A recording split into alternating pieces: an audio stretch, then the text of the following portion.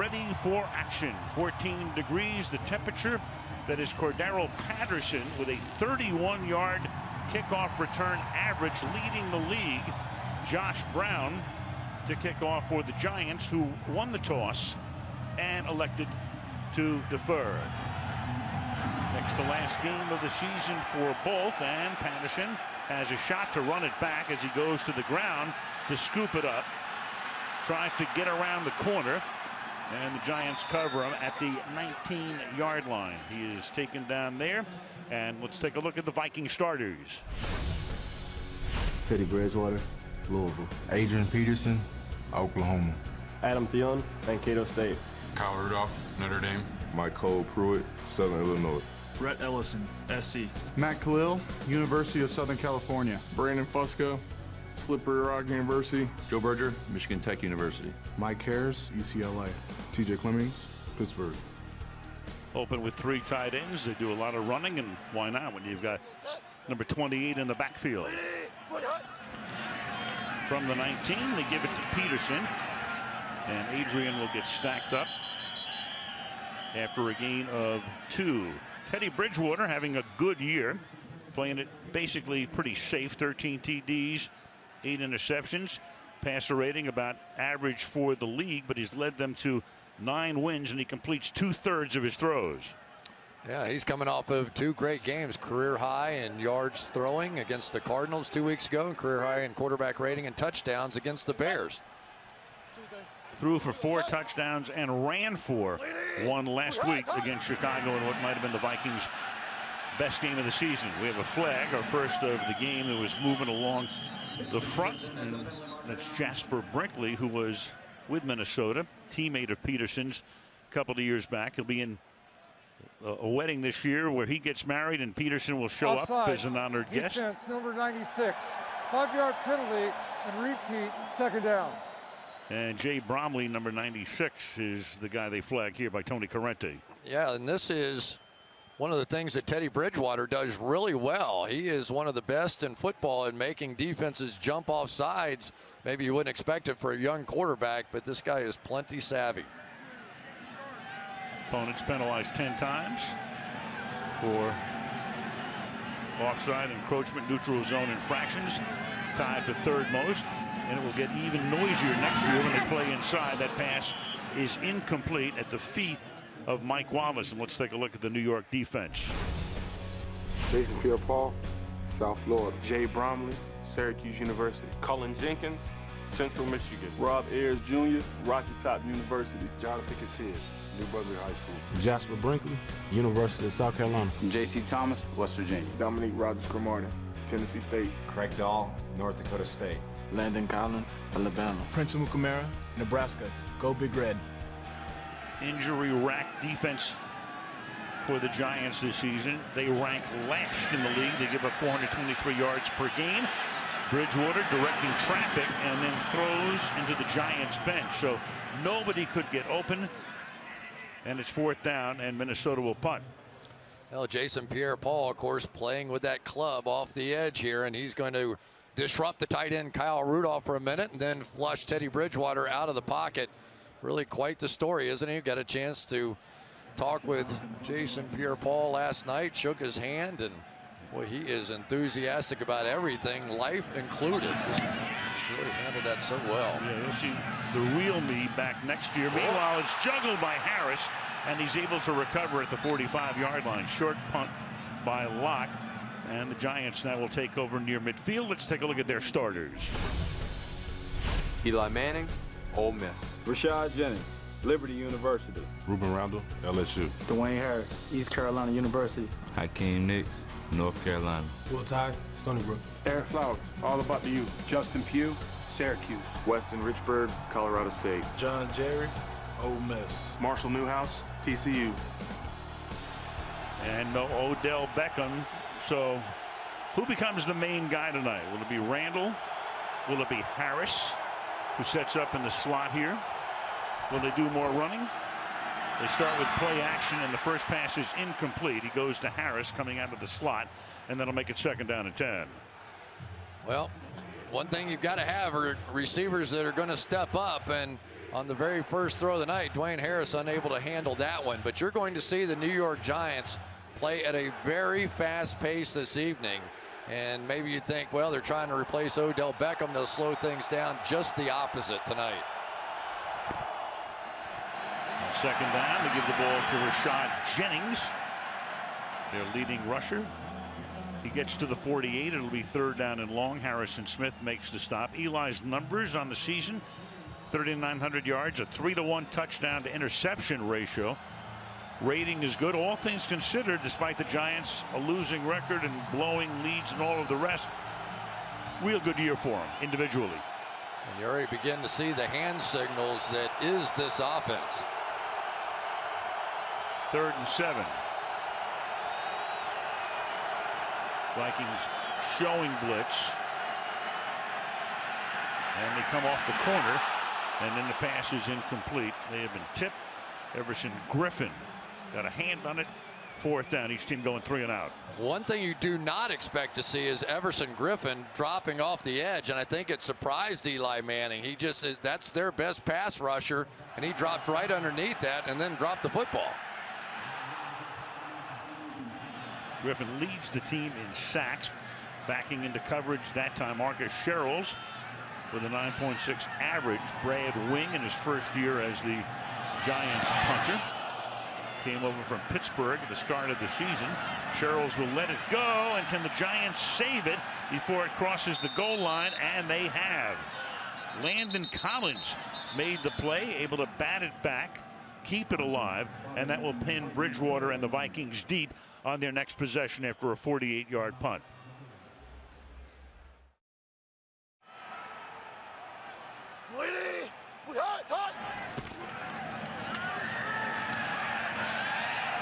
Sack line picks up about 3. It'll be second down. Let's check on Linval Joseph here. Yeah, and this is big because he has probably been their best football player this year. Keep an eye on that right foot right there as he begins to push off, and you can see just not wanting to put any weight on that whatsoever. Now it was his left foot coming in, so we got a shot of him over on the sideline. We'll see if he can return or not. He has had a sensational year. Came into the NFL with the Giants, spent 4 years there. Now Peterson goes to the outside, to the 11. So Michelle mentioned before the game he was trailing Doug Martin by 40 yards. He actually had the lead going into today's action. Martin gained 49 yards for Tampa Bay in their game at Chicago. So Adrian doesn't need much more to catch up, and nobody else is in the race to win that title. 30 years old. Last year the child abuse charges after the first week, sat out the rest of the season. Comes back this year, and he hasn't played particularly well over the last 3 weeks, but overall a good year. Just goes to show what a high standard we have for him, huh? Yeah. He's leading the league in rushing, and he's been okay. 3rd and 2. Now Jerick McKinnon comes into the game. They flank him out, a little spin around. Pass caught by Stephon Diggs, and he's been a real good find out to the 16-yard line. Diggs was drafted in the 5th round out of Maryland. They went out and got Mike Wallace. Everybody thought Wallace would be the big play guy, but it's turned out to be Diggs in his rookie season. He has been really special, especially when you think about the fact, Al, that this was the 21st receiver taken in the draft. There were high expectations for this wide receiver class, and yet it has been Diggs as one of the really star attractions. Only Amari Cooper has more yards this season than he does. 48 catches for him now. That leads the team, and Peterson takes the ball to the 18-yard line for a gain of almost 2. 2nd and 8.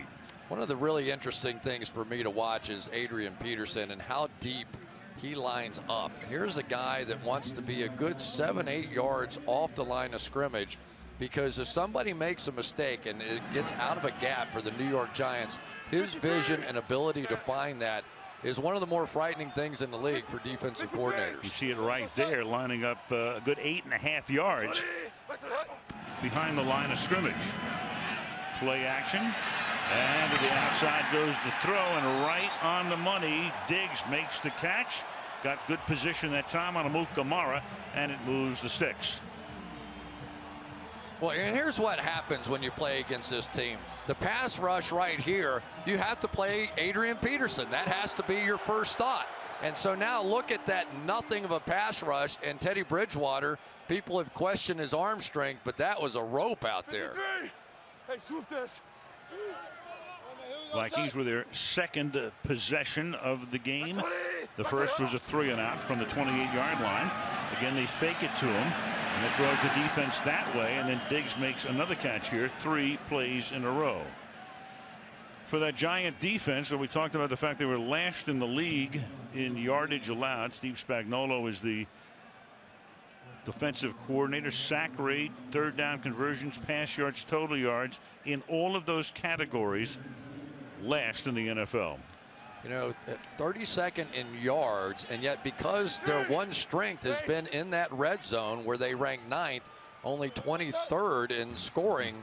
So at least it's a little bit better. 2nd and 8. Again, play action. And that pass is incomplete. Bridgewater backing up. Landon Collins, who's the only Giant defensive starter to have started every game in the same position. The rookie out of Alabama put the heat on that time. And this is really what Landon Collins does best. Play down around the line of scrimmage. I think a lot of Giants fans hoped that this season that he would be sort of that roaming free safety, run around Ed Reed style and sideline to sideline. That's not who he is. That's not who he ever was. And yet when you get him down around the line of scrimmage, let him be physical in the run game, that's when he's at his best. 3rd and 8. Matt Asiata comes into the backfield. He did a lot of the heavy lifting last year after the Peterson suspension. He stays in the block, pass to the outside, and that catch is made. That time it's Thielen making the grab, but he's 3 yards short of the first down. Needed 8, got only 5, 4th and 3. Of course, one of the real storylines this whole season has been the fact that Jason Pierre-Paul, with that fireworks accident and the club on his hand, you can just see how it hampers trying to get around the rookie TJ Clemmings. But let's give him credit. Got his first sack of the season last week, and he's trying. Blocks punt, 40 yards. Fielded there by Dwayne Harris, an 11-yard run back out to the 36-yard line. Giants have it, no score, first quarter.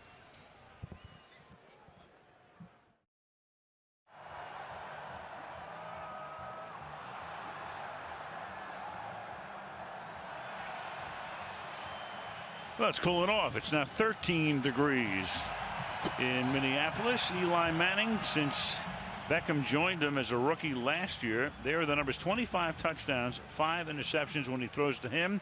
To all others, you can see the disparity. And of course, tonight he does not have him. He'll have him next week in the game at home to close out the season against Philadelphia. But a significant, obvious difference.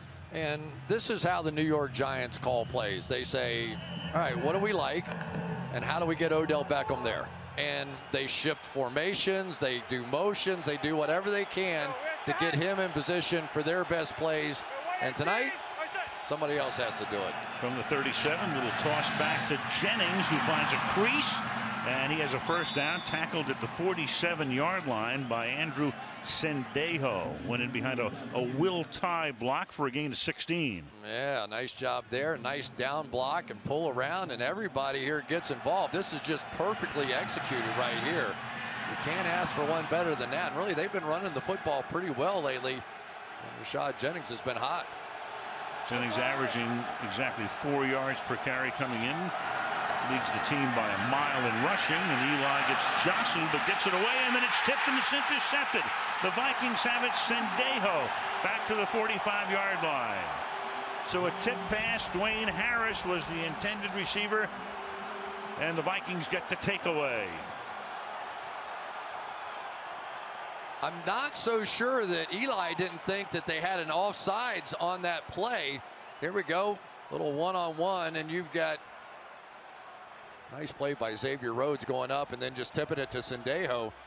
And this was close as to whether he was offside. You see a little movement there by Sharif Floyd, and I'm not so sure that Eli didn't think he had a free play on that one.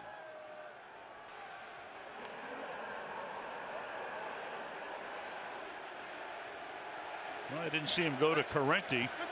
Sendejo has his first interception of the season. The Vikings have 10.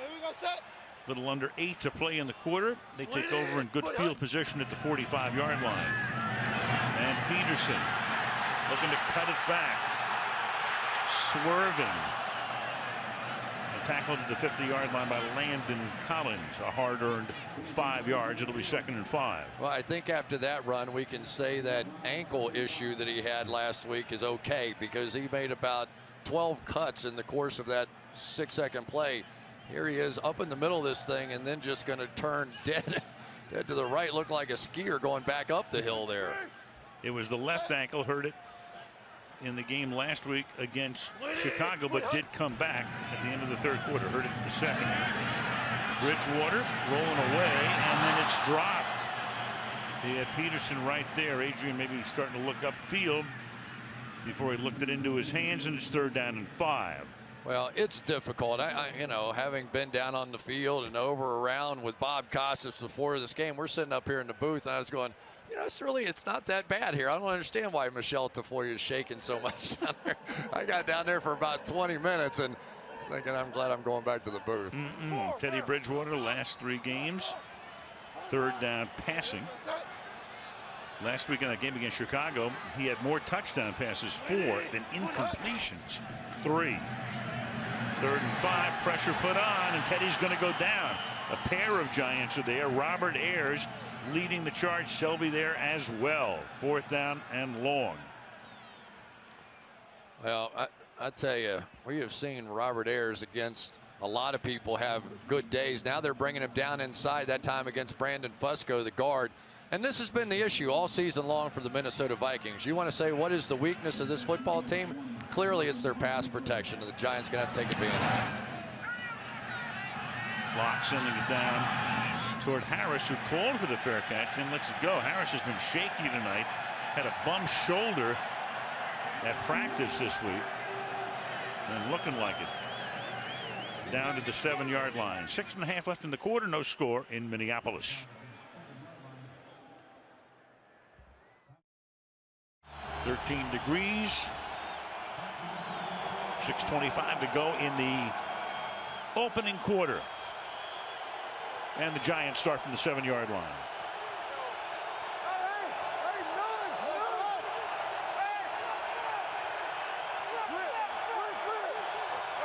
Jennings lining up in the end zone.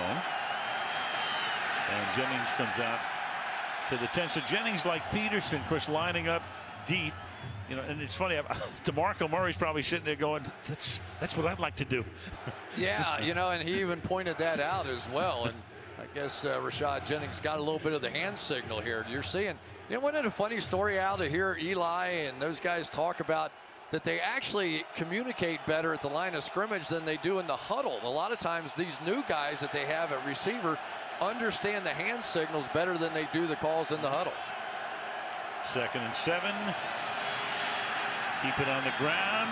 Good tough running there by Rashad Jennings to the 20-yard line. 7th year in the league. Started with Oakland, came over last year, played his college ball at Liberty. Yeah, one of the pleasant surprises here has been the center, Weston Richburg, this season. Working against Linville Joseph here. Just got that position. We'll have to keep an eye on Joseph to see if he is back to full form, because when he's right, he has been a truly dominant player in the league this year.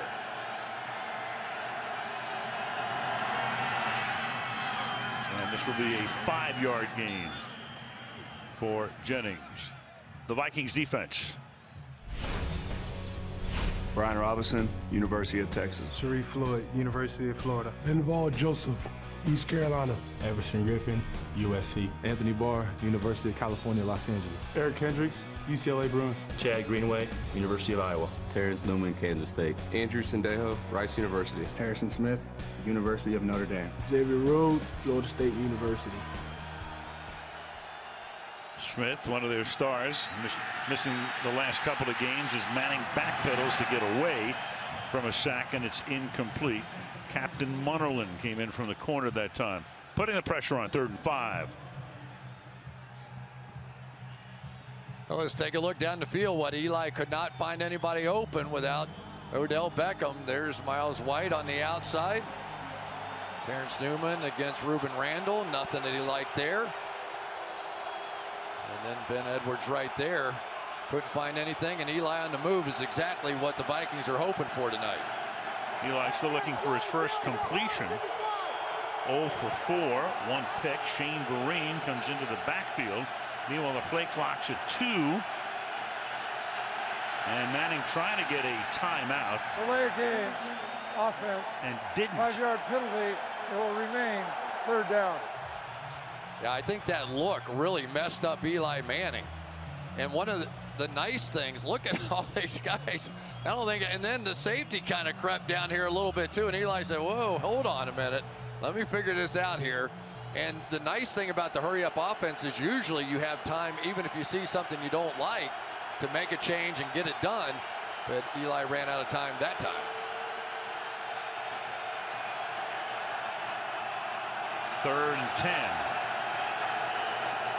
And the play clock all the way down.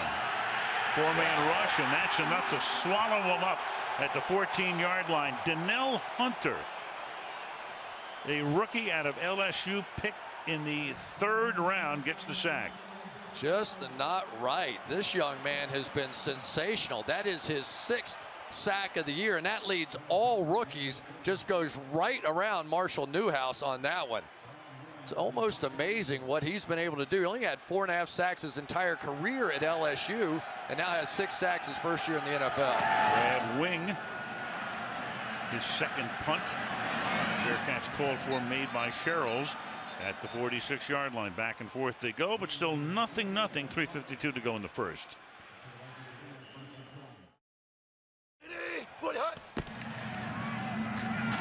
And Peterson across the 50 to the 49-yard line. Very odd motion by Bridgewater. Very non-traditional. Watch the tracer here. Look how low that. It's like a highlighter across his name. I've never seen that as long as we've been doing it. And he acknowledges it. He says, hey, I know it's not traditional. It's not anything. He said, I work on it sometimes. But then when you go back and get in the game, you just do what you know. And 0.37 seconds on the release time. Not too bad, though. Very compact little throwing motion. Bit odd, but it works. 2nd and 5. Bridgewater chased down from behind. Gets it away. Throws complete to the 32-yard line. So Jarius Wright kept on working. Got inside Amukamara and makes the catch along the sideline for a 1st down. Yeah, Jason Pierre-Paul giving chase to him at the end of this play, and it looked like Bridgewater was just going to throw this thing away, and then all of a sudden he looked up, and there's Jarius Wright, and thank you very much. Fran Tarkenton would be proud. Very often, if Teddy Bridgewater scrambles, it is to his right, and they are going to work hard to try and protect that right side. So if he wants to scramble that way, he can. AP. And he'll get thrust out of bounds after a gain of 7 yards. They'll make it 2nd down and 3. You know, Al, it's really interesting for me that Adrian Peterson this year, his most significant gains have come to the right side outside the right tackle. And yet tonight we have seen him almost predominantly going to the left over behind Matt Khalil. Yep. And he's picked up 26 yards. Came in trailing Martin by 40, so now 14 behind for the league lead in rushing on 6 carries. 2nd and 3.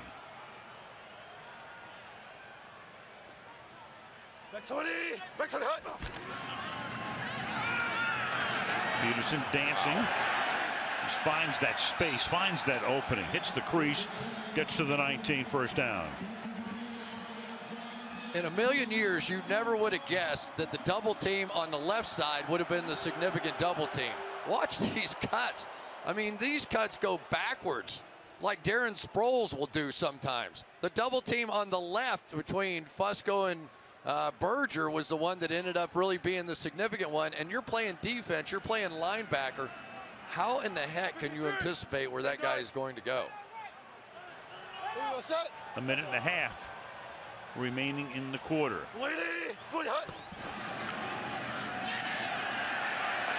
Tight roll. That's Diggs making the catch. That's a short gain there. Amukamara making the tackle. Diggs has now caught 4, but for only 19 yards total. But this is the new Vikings offense, and it's been working well. You know, they really have been talking a lot about the idea that they want to get rid of that ball much quicker, and they have. Injury timeout for J.T. Thomas. A minute left in the quarter. 2nd down and 7. Thomas went off under his own power from the 16. Here's Peterson, and this time he cannot get untracked. He gets taken down at the line of scrimmage. Jay Bromley is right there, and that will.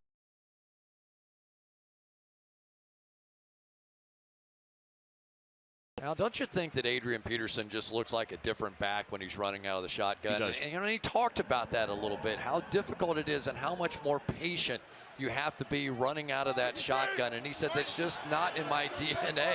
I'm used to just going downhill as hard as I can, making one cut and trying to run over or around somebody. 3rd down and 5, giving forward progress to the 14-yard line. Pressure put on, throw to the end zone, and batted away at the last second. Intended for Mike Wallace. And that's Trevin Wade playing as the nickel back tonight for New York, who swats it away and sets up a field goal attempt. Really nice job by Trevin Wade right here. This is a very difficult route to cover. Gets his head around, knocks that football down. He took over the nickel position for Tremaine McBride about 5 games in and has really just owned that position since with plays like that. Nicely done. Blair Walsh to try to tack on the first points of the game. The Vikings have great special teams. Walsh, one of the best kickers in the league, bangs that one through easily. And in the waning seconds of the opening quarter, Minnesota leads the Giants 3-0 on Sunday Night Football.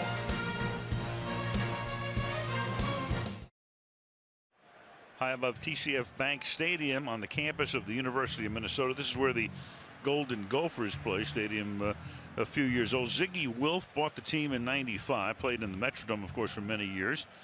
And then right now they're building a brand new stadium in downtown Minneapolis. There it is. And we passed by it on the way out here today. It's going to be really something as they get ready to host the Super Bowl following the 2017 season. And it's the next time it'll be on NBC. Maybe the most unnecessary drawing I ever did. Yes. I don't know about that. You can't find a stadium. Everything was white, though. Here's Shane Vereen taking it up to the 26-yard line. Daniil Hunter makes the tackle that takes us to the 2nd quarter. End of 1, 3-0 Vikings, and Sunday Night Football continues after these messages. Waiting all day for Sunday night. On Sunday Night Football from the 26-yard line, Andre Williams is the back here on 1st down. They fake it to him. And Manning is going to get taken down again, this time by Brian Robinson. Doesn't get a lot of pub, but this guy just has been doing it for 9 years out of the University of Texas, 4th-round pick in '07. Eli, take a look at this. No completions in 4 attempts through week 15. You've got Beckham with 91, and the guys who are active tonight, every one of them with a total of just 97.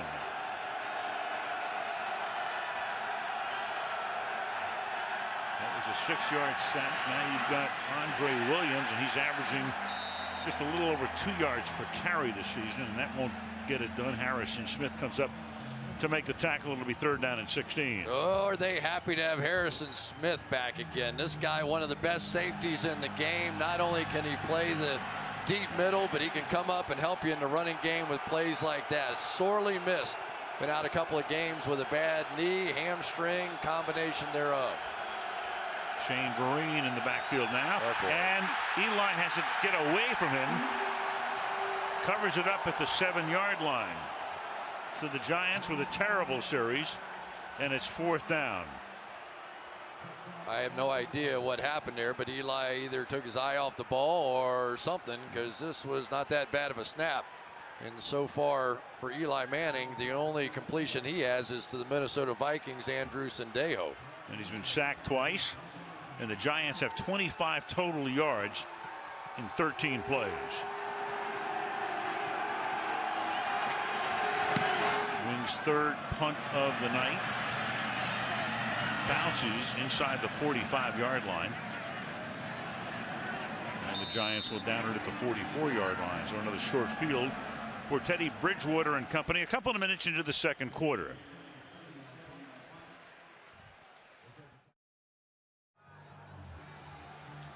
He's been one of the great players in the game, Jason Pierre-Paul. We remember back to the glory days, 2011. He destroyed the Cowboys this night. We were there, and that safety on that play. But now you see him playing after the fireworks accident with the club on that right hand. They're moved him from one side to the other so he can use that left arm to sort of grab and pull by on the offensive lineman. But clearly not all the way back. He says there's no question in his mind that just 5 months after the injury, he knows it's a bit of a problem now, but it will not be next year, and he thinks he will be 100%. Well, you mentioned before a great attitude about things as Peterson takes it to the 42, doesn't hide it. The hand is mangled, comes in. He's going to need a couple of more surgeries for the scar tissue and all of that. Can't do certain things, as you mentioned. I asked him last night, what about writing? He said, that's no problem. Writes right-handed. Certain things, though, like tying his shoes, sometimes he has to look down, restart it, and you know, you feel for the guy, you really do. Yeah, and you know, he was telling us a story. His father is blind, and he says, hey, this is nothing compared to what my father deals with every day, and my dad is my role model. He came in and shook our hand, stuck that right hand out. Yep. Bridgewater, meanwhile, with a lot of time here, throws deep downfield, and that's incomplete.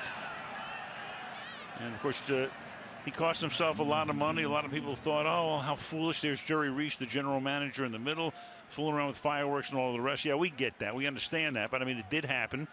And he cost himself a ton of money because he could have signed for twice as much. And Reese and the Giants will now have to decide what to do with him going forward. But we have already seen that Jason Pierre-Paul still is a disruptor.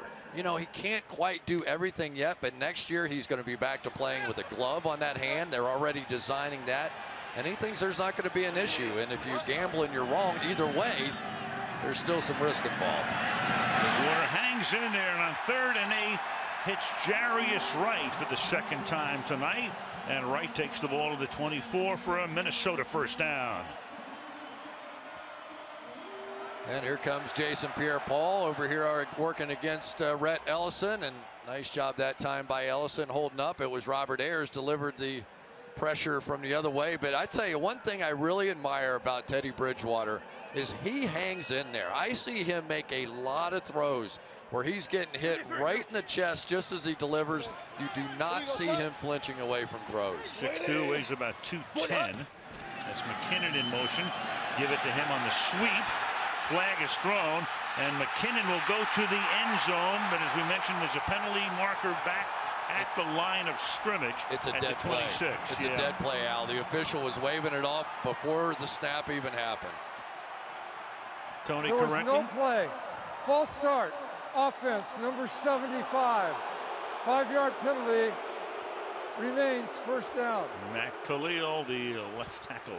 He just flinched in his stance, went up on his toes, and that was enough.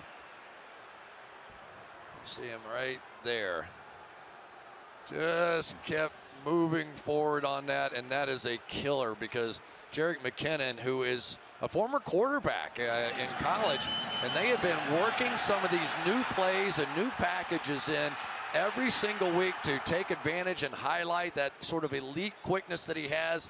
And they all looked back and saw the flag, and then you just put your hands on your helmet. The linesman tried to wave it off, but he was on the other side of the field. With the game clock operator, please reset the game clock to 11:42. That was the time of the false start. Thank you. Okay, play took 8 seconds to put that back on. Two guys, two head coaches. Have a little something to do with Bill Parcells, don't they? The moon's not on fire, is it? I don't know what that is. Wherever that heat is coming from, we could use some of it. At the 29-yard line on 1st and 15. And Peterson gets away from Amukamara, then spins around the corner for a gain of a couple.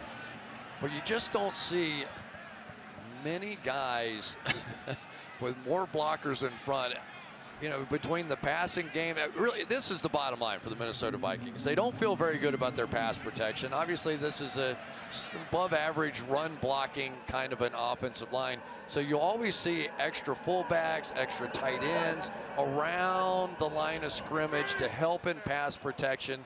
And that's just who they are. So they don't get a lot of people out in routes down the field. They would really like to continue to get Kyle Rudolph, the tight end, involved. He's been much more active lately. Pretty conservative offense, but you can play that way when you've got Peterson. Now, no conservatism there. Kyle Rudolph for the touchdown.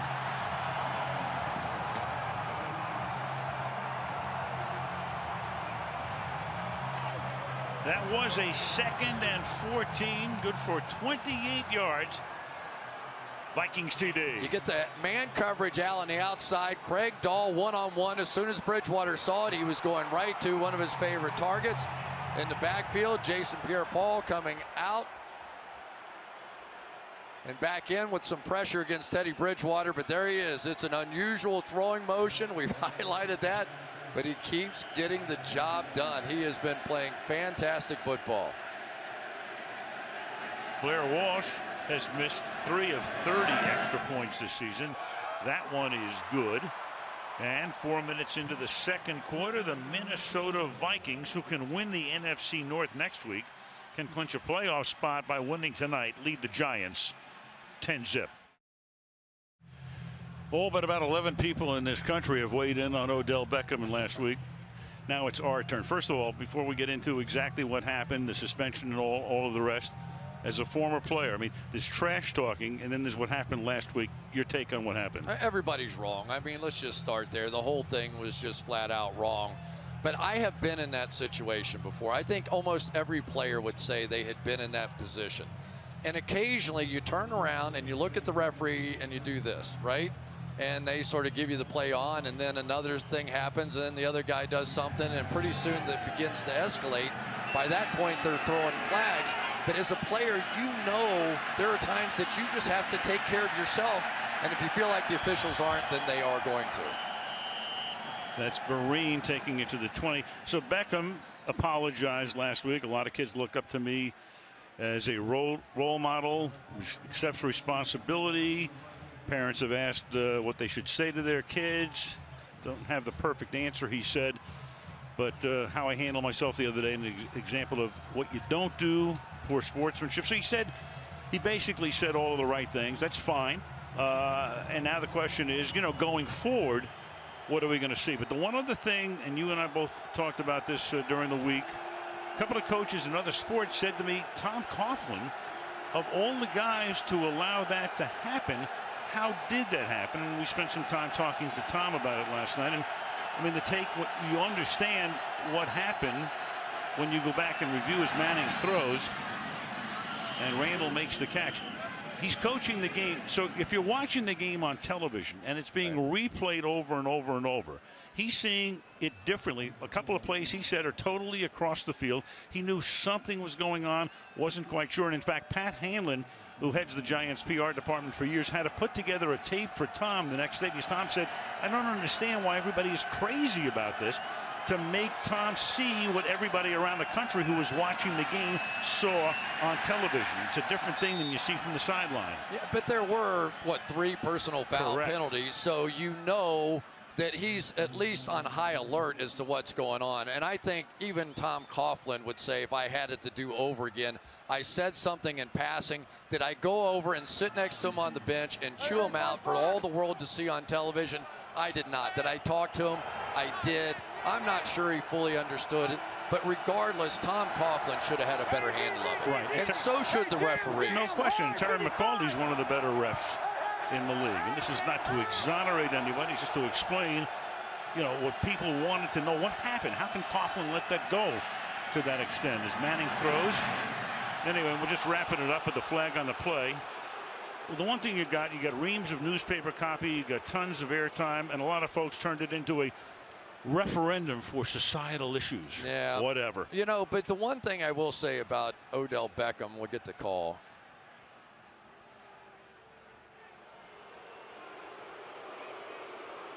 Well, you won't get the call, but you know it's against the Vikings. holding on, I think, Captain Munnerlyn. Odell has to understand he's a superstar player. Everybody is going to try and do something to get under his skin. And all he did with his actions in that game last week was prove that you could get under his skin. So he's going to get more of it now, not less of it. And that's a problem for him. So for what now on, to some extent, is he going to have to take it? He's going to have to take it. Now, he doesn't have to happen what happened in pregame. Doesn't have to take that. Somebody walking out, and I think that's what really made Tom Coughlin mad. The baseball bat and the intimidation and yelling things at him with the baseball bat slung over your shoulder, some of that stuff. And Tom Coughlin very much wants to be a part of the solution and the discussion about that after this season. So in contemporary phraseology, it's a teachable moment, right? Yeah. All for his sake. 2nd and 9, double fake. His second completion goes to Jennings, and Jennings is off to the races. Jennings is inside the 30 and taken down at about the 13. Beautifully designed play. Giants' longest play of the night by far. Taken down finally by Xavier Rhodes. It's going to go 3 different directions and then come out with the screen. One of the nice things about faking all those reverses is that it gives that screen and the offensive lineman time to slowly work their way out so it doesn't tip the screen. That one just executed perfectly. Gain of 50 yards. Manning now throws, and it is dropped at the 8-yard line, incomplete. Ruben Randall couldn't hang on. 2nd down and 10. Giants in the red zone have had issues this season. Relatively potent offense all season long. However, they get inside the 20 and they bog down. However, in the last couple of games, 6 for 8 in there. Giants caught a break that wasn't a fumble. Vereen next to Manning on 2nd and 10. And Vereen can't handle that one. Another incomplete pass, pressure put on Manning that time from his left side. It'll be 3rd down and 10. Yeah, and they know who the #1 target is. When Shane Vereen's in the game, they are going to bracket cover him. They had Terrence Newman, they had Harrison Smith on either side of him. He now probably, as you watch enough tape on this Giants offense, would be my #1 guy I felt like I had to stop Shane Vereen out of the backfield.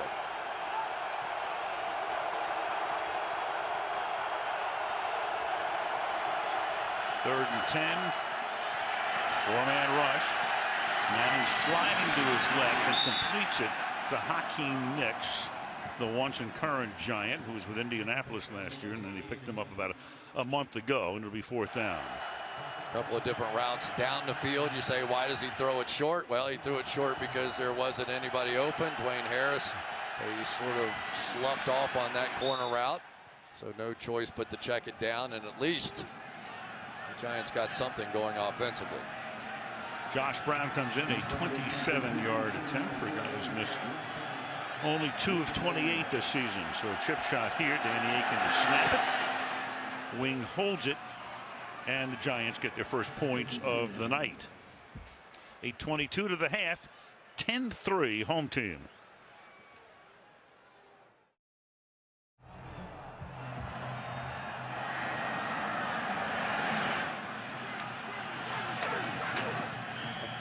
And the kickoff is brought back to the 37. That's Daniil Hunter. Well, according to Pro Football Focus, they go back to 2007, and they will tell us that Adrian Peterson over the years has liked a lot of different spots, but now the last 3 years that he has been playing football, everything has been off over here to the right side. His biggest plays have been in that direction. And yet tonight we have seen quite a few of his runs going left. So maybe the Giants overloading a bit to that side and trying to take advantage going back the other way is Norv Turner, the offensive coordinator. Well, Norv probably looked at those numbers and said, we'll try to trick him a little bit here. You never know. From the 37-yard line. Pass to the outside. It's almost a backward pass as Mike Wallace fields. Takes it to the 40, and we go to Michelle. Well, one of the guys the Giants were hoping could help stop Adrian Peterson was J.T. Thomas, the linebacker. He went back to the locker room. He's questionable right now with a right ankle injury. He kind of dinged it up early in the game. and came off, had it retaped, didn't feel good, so now he's back in the locker room. They came in, Al, to this game with just 5 linebackers, so something to watch. And Michelle, another guy may be joining him in that locker room is Craig Dahl, who is now down on the field, the safety. Brandon Merriweather, who was with the Giants for a good part of the season and got cut, was brought back this week as they try to paste and match parts, not only in that secondary, but across that whole Giant defense this season has been pretty much of a mess. A lot of holes, and especially at linebacker. Boy, you're pretty hard pressed to go back and say, all right, who was the last great linebacker that had more than 10 career sacks? And I think it was back to 1993, something like that. There's Dahl coming in with the contact, but boy, has he been a big help for this defense. Of course, a lot of history with Steve Spagnuolo over the years. Played with him with the Giants and the Rams and has settled things down and really helped Landon Collins on that back end. Bridgewater on 2nd and 7. That pass to the outside of Mike Wallace makes a nice catch up to the 48.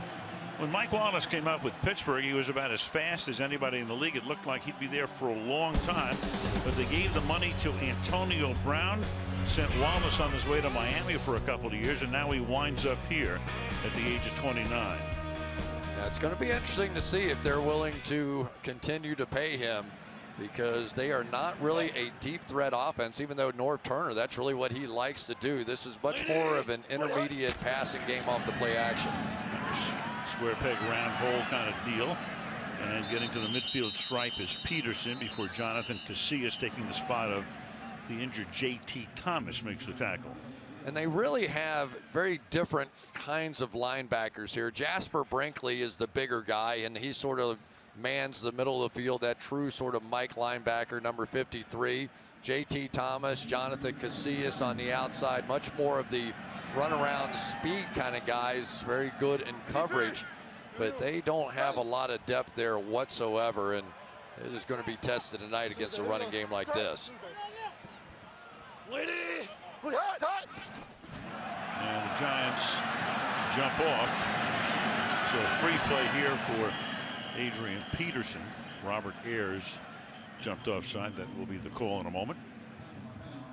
Giants already eliminated from playoff contention. That happened last night when Washington beat Philadelphia. Defense number 91. 5-yard penalty will remain, 2nd down. So Washington wins the NFC East. It's on to the playoffs for Jay Gruden's team.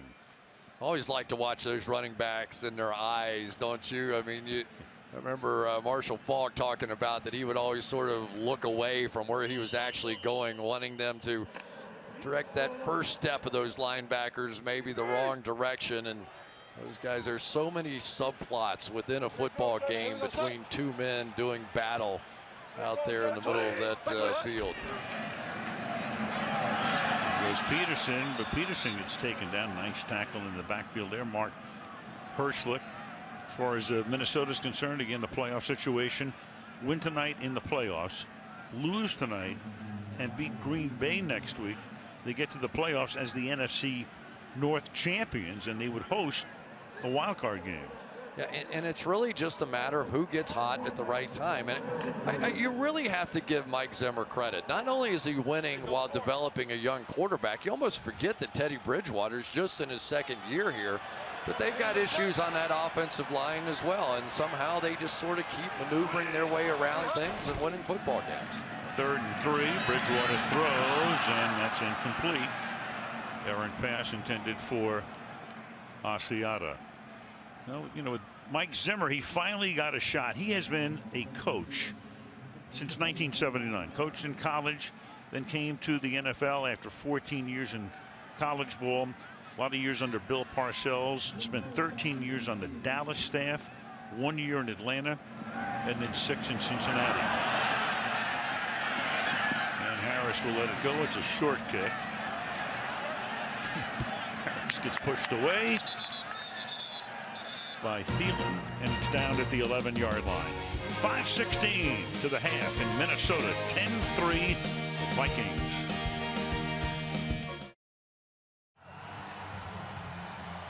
.13 degrees in Minneapolis as the Giants take over deep in their own territory at the 11-yard line. Down by 7.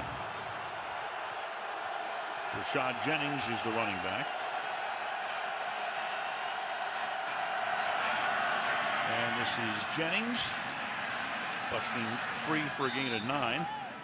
Well, when Eli Manning got sacked tonight for the first time, that was the 302nd time. So 303 now. He's been sacked once more since.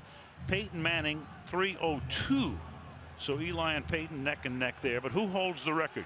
Dad, Archie Manning, sacked 396 times. Jennings is stopped at the line of scrimmage. So Chris, when you add it up, the Mannings are the family of 1,000 sacks. Do you think around the Thanksgiving dinner table he's going, I still have one record you guys haven't touched yet? There it is. Archie actually ended his career playing here in '83 and '84. Peyton was about like a 7, and Eli must have been maybe 3 or 4. So Eli had very little recollection of it. And he said, well, Mom, the minute it turned into November, I guess mid-November, she said, we're going back down south again. Archie, you take care of the rest. Eli sent a picture home last night, said, I don't understand why we ever left. 3rd and 1. Intercepted at the 35-yard line. Harrison Smith down the sideline to the end zone. Touchdown.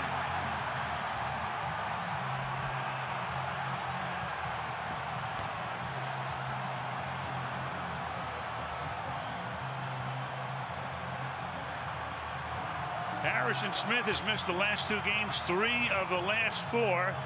Gets healthy tonight, and into the end zone he goes.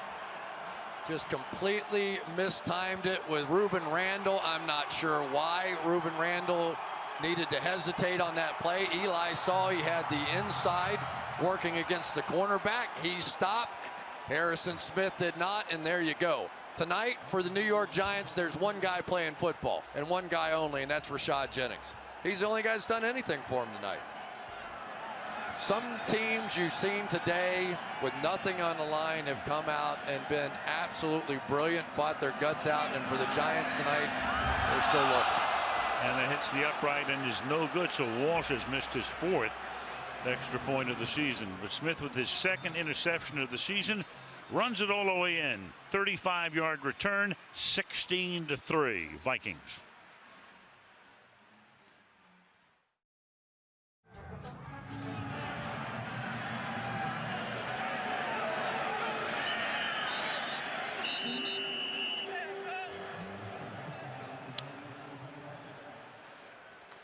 Well, some of the guys that have been on the injury report, there's Anthony Barr, and he made the huge stop here on 3rd down. And then come right back with Harrison Smith, who's been out a couple of weeks with a knee and a hamstring. He's going to come over the top just as Randall hesitates on that play, and off to the races. That's his 2nd interception of the season. The first was against Peyton. Is that right? In the Minnesota-Denver game. So at least Archie can say he hasn't picked me off. Every other Manning. Giants start from the 20. Andre Williams is the running back. To the 23-yard line. 2nd down and 7. Boy, I tell you, they're just fishing right now, aren't they? You know, Andre Williams, they try and give him a couple of shots in there. He's been averaging under 3 yards per carry, and Rashad Jennings has got the big screen pass and has been the only effective runner behind this offensive line. They need plays. They need something to start clicking.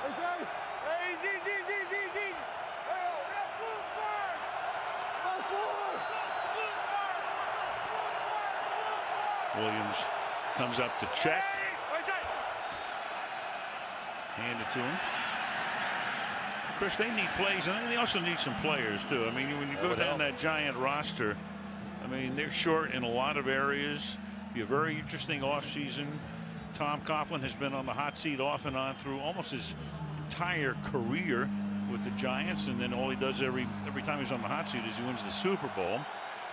That was 4 years ago. Jerry Rice is the man in the middle right now, in charge of procuring the players. Hits a grand slam home run with Beckham. Some of the other choices, though, over the past couple of years have not panned out, at least as yet. 3rd and 5. And that pass is kickoff for a first down by Miles White. The one thing we know about John Mara, Steve Tisch, and the Giant Brain Trust, they're not impulsive. They think everything through thoroughly, and it's just a matter of speculation now as to what's going to happen. Yeah, and you get the feeling, Al, that this roster has a ways to go. You can name 4, 5, 6 positions of desperate need, and now you don't know what's going to happen with Jason Pierre-Paul, and this thing is not an overnight fix. And meanwhile, they couldn't get the play off before the 2-minute warning. This is the 2-minute warning.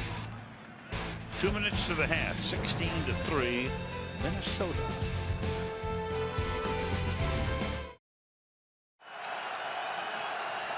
From the 34, Giants have all of their timeouts, and there's movement up front. Flag is thrown, play is blown dead. It was Marshall Newhouse, the right tackle.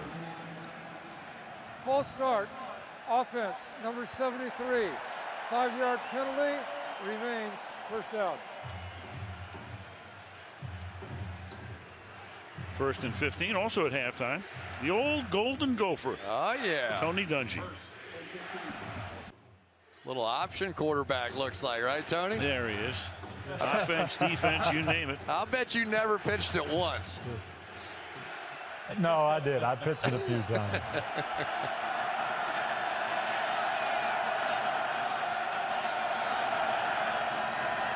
From the 29, Manning throws it into no man's land. It'll be 2nd down and 15. Yeah, one of the difficult things when you want to bring Shane Vereen in as a receiver, you pretty much know he's going out in the pass route, and so those pass rushers start licking their chops a bit. So Ben McAdoo, the offensive coordinator in his 2nd year. Eli Tennessee loves this offense. Will tie up to the 35-yard line. Eric Kendricks, who was their 2nd-round pick out of UCLA, makes the stop. Boy, we knew Odell Beckham was a huge part of this offense. Maybe we just didn't realize to the extent, as this has been a rough go for an offense that ranked 6th in the National Football League in scoring, and yet without him, not very sharp at all.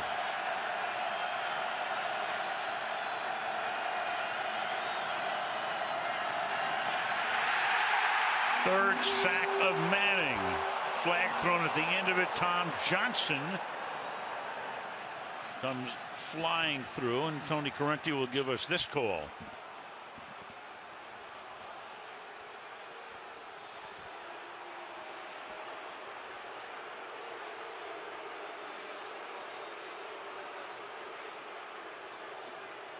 Personal foul, offense number 76, action around the head. This penalty has been declined. The result, 4th down. So Eric Flowers, personal foul. They decline that, take the play, which is a 9-yard sack. Johnson there, you just wonder if Pugh was looking inside at Eric Kendricks and just got completely overwhelmed with that swim move there. And then on the outside, it was Eric Flowers, who's been battling that high ankle sprain, gets that foul for the wrap around the head. You knew it was going to be a bit of a struggle for this offensive line to try and block these Vikings pass rushers. Yeah. Eli is 5 out of 13, and he's been sacked 3 times. And Wing with a very short punt that goes out of bounds at about the 44-yard line. 66 seconds remaining in the half. Thought your fantasy season was over? It's not. Play for free. You could win a trip to Super Bowl 51 in January of 2017. Join today at NFL.com/playoff challenge.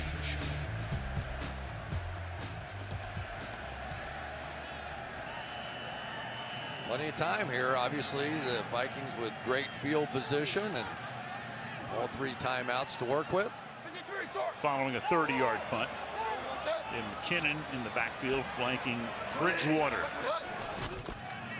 Teddy 10 of 17 for 99 yards. Whoa. Going forward, has a tip and incomplete. It was Jason Pierre-Paul who batted it, and we go to Michelle. Well, on the plus side, linebacker J.T. Thomas is back on the sidelines after going to the locker room to have that right ankle tape. On the minus side, safety Craig Dahl is currently in the locker room being evaluated for a concussion, Al. All right, thank you, Michelle. Michelle, what's the mileage now? You get to drive home after the game. What is it like? What is it these days? Like 28 cents a mile?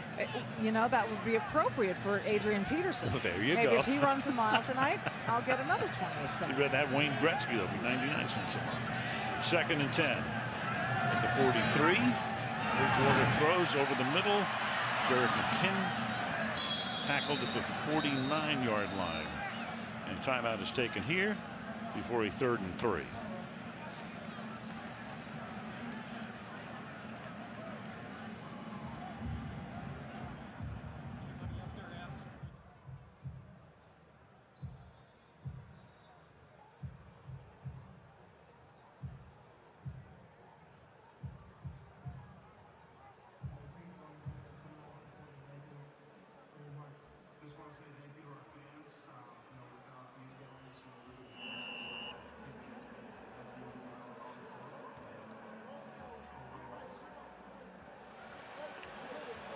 (16-3), the Vikings leading the Giants with the ball with 52 seconds, 3rd down and 3 at the 50-yard line.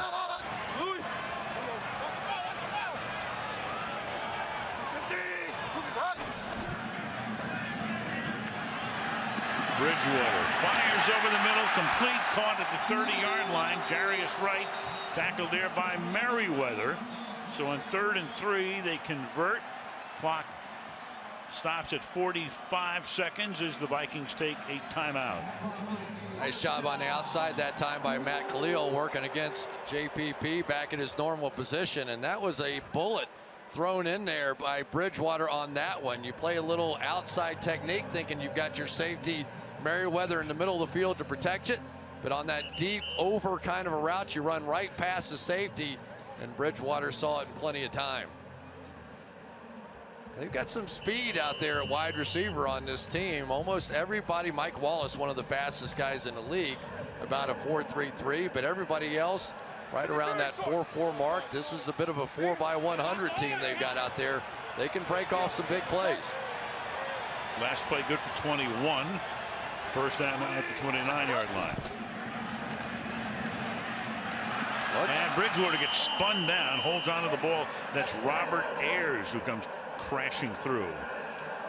Oh man, the team is down 16-3. Going to do a dance and whatever. That would be a whatever. That time right around Matt Khalil, who I think Matt Asiata, the fullback, got in his way a little bit as well. 20 seconds to the half. And Teddy almost gets enveloped again that time. George Selvey got there. 3rd down. Well, here's the sack on the prior play. You can see Asiata on the way a little bit, and then they come right back and catch the pressure one more time.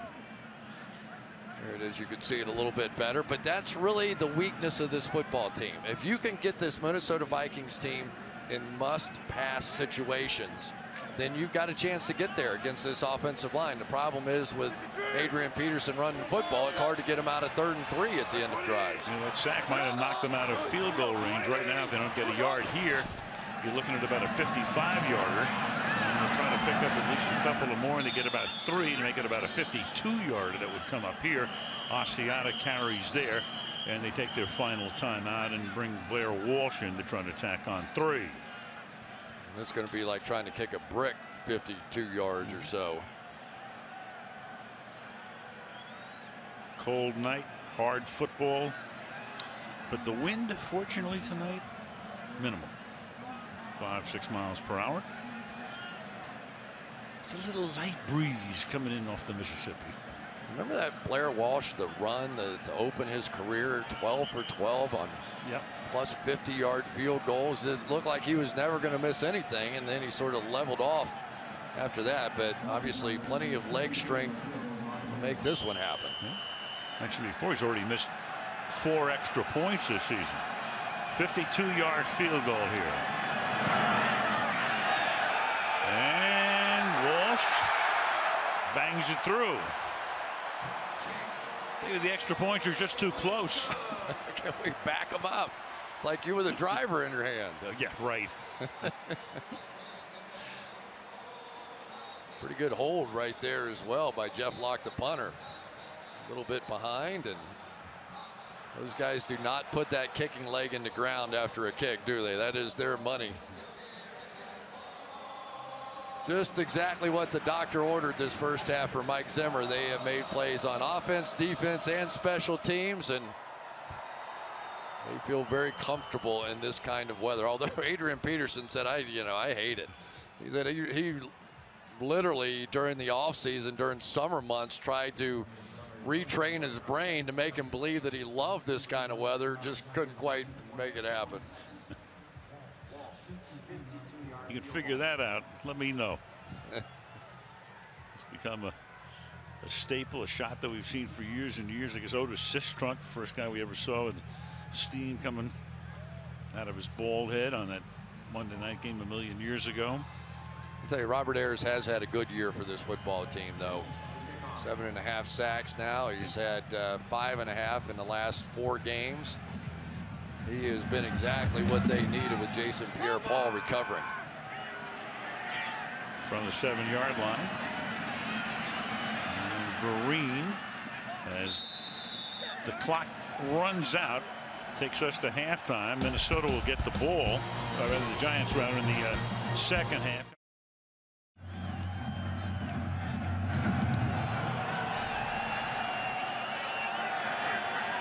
Giants will start with the ball as coming out of the end zone is Vereen.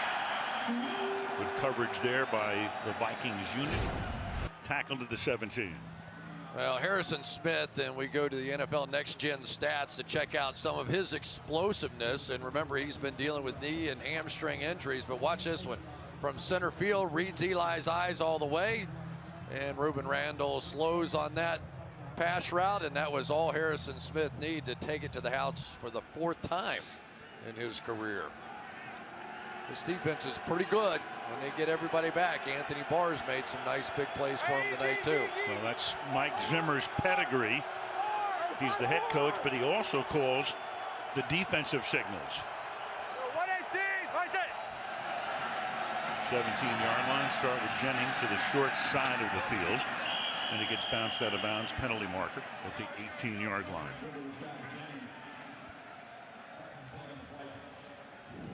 Holding offense number 76.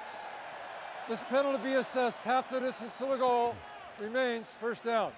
Eric Flowers, the #1 pick out of Miami, and we go to the field in Michelle. Well, Tom Coughlin told me at halftime that his team's lackluster performance is not about a lack of inspiration. He said our offense has put our defense in a tough spot all night long. He's hoping Eli can come out early in this second half and complete some passes and give them some confidence. Meanwhile, safety Craig Dahl is out with a concussion that he suffered in the first half, Al. All right, thank you, Michelle. Clearly the Giants unable to do anything offensively. Had that 150-yard pass to Jennings. They give it to him now on a draw, and he gets it out to the 15-yard line. Munnerlyn makes the tackle. Gain of 6. It'll be 2nd and 12. Yeah, and in fairness, Eric Flowers been dealing with an ankle injury, their left tackle all year. You've got John Jerry in there for Jeff Schwartz because of an injury. Will Beatty has been inactive basically the entire season, so this is at best a reshuffled offensive line. We saw Flowers on opening night against Dallas way back in September, hurt the ankle then, and has never really been 100%. Of course, that started that whole Giant downslide on opening night in Dallas when Manning threw the ball into the end zone, stopped the clock, gave Tony Romo and company enough time to go down the field and give Dallas a dramatic win. Yeah, I was a part of a team that happened to. We had double-digit leads 4 times and lost them all in 1987, and we won 10 games the year before and went to the Super Bowl the year after. It's just one of those years, and maybe you can just chalk it up as that for the Giants. Who knows? 3rd and 14, and Eli dumps it off underneath Shane Vereen, and he's able to get the ball out to the 23-yard line, but it is a 3 and out. Hunter makes the tackle. 4th down. You know, it's just hard to figure out where Eli is going to go with this ball. Ruben Randall is a guy that they would love to step up and be the #2 guy and fill that #1 role here, but they say he's had some injuries he's had to deal with, and the timing with Eli just hasn't been there really all season long. Wings kick. Caught at the 37-yard line. And surrounding Marcus Sherrill is about 5 Giants. And that's where Minnesota will take over when Bridgewater comes back to work.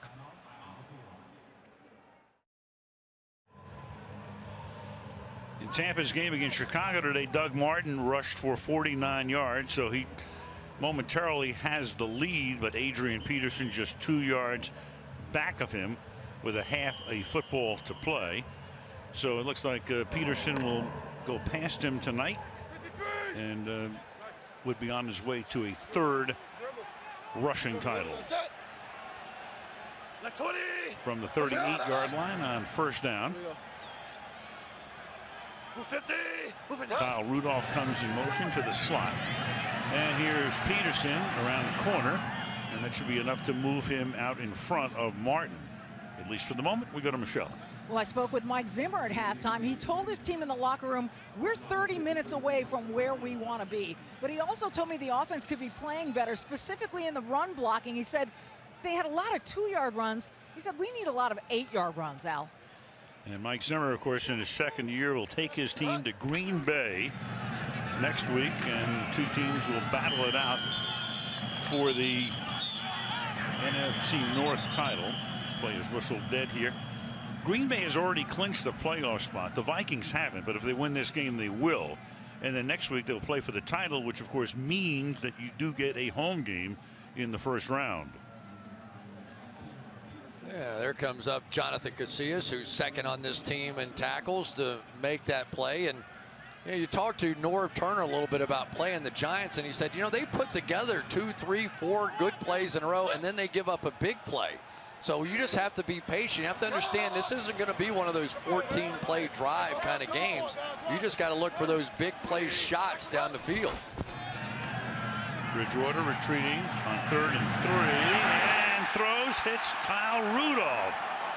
Rudolph, who won the Pro Bowl MVP award a couple of years back, finally taken down by Landon Collins, but not after he picks up 27 first down.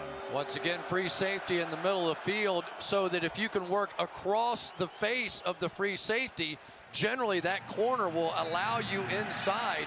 But a great job by Bridgewater buying just enough time to work it down the field to that Pro Bowl MVP. So his dad still drives the car around. There's Norv Turner, and well, he loves working that ball down the field. Run, run, run, take your shot. That's what Norv Turner's all about. Great plan last week. They look terrific. Here's Peterson. You know, you look at Peterson, he's 30 years old, Chris, so what does he have left? Let's say maybe 3,000 yards, somewhere in that area. If he picks up another 3,000, it would move him. He would be in 4th place all time. I mean, he's not going to catch Emmitt Smith at 18,000 plus. Walter Payton, Barry Sanders 3rd, but he could pass Curtis Martin. 4th all time was 14,101. You know, they're doing a pretty good job here with him as well, and they don't play him much on 3rd down anymore, so they sort of play him on run downs and give him a little break. 2nd and 7. Screen. Right here, Adrian Peterson taken down to the 12-yard line.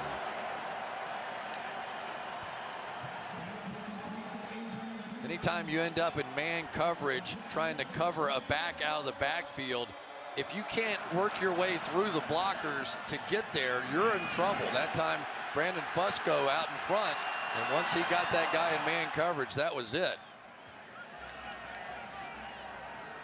First catch of the night for AP.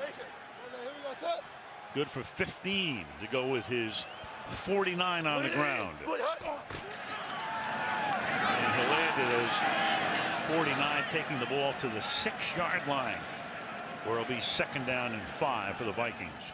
And that's what you're going to see. A lot of double teams, 3 tight ends over on the right-hand side, double team the defensive tackle, just pound that thing right in there. And you Norv Turner, he's known a few good running backs that he's been able to coach over the years. And his son Scott calling in the plays on the Vikings staff. 2nd down and 5. From the 6. Off the play fake. Bridgewater is going to keep it and step out of bounds just about the line of scrimmage. It'll be 3rd down. That shows me that Teddy Bridgewater does not want to offend his head coach Mike Zimmer, who's a defensive-minded guy. There was somebody in the back of the end zone, I couldn't see who it was, who had worked his way open back across the field. I think it might have been Thielen there, and then started working back that way. Bridgewater looked at him and said, you know what? Here I am, 3rd down. I have a field goal in my pocket. We've got a lead. I'm not making that throw. Some of those Thursday talks that he has with Mike Zimmer, I think, are paying off. Safe, not sorry. 3rd and 6. Play clock at 1. Surveys, pump fakes. Try it this way. Anybody open yet? Nope. Pack it in. Stopped at the 4, and they will settle for that field goal attempt.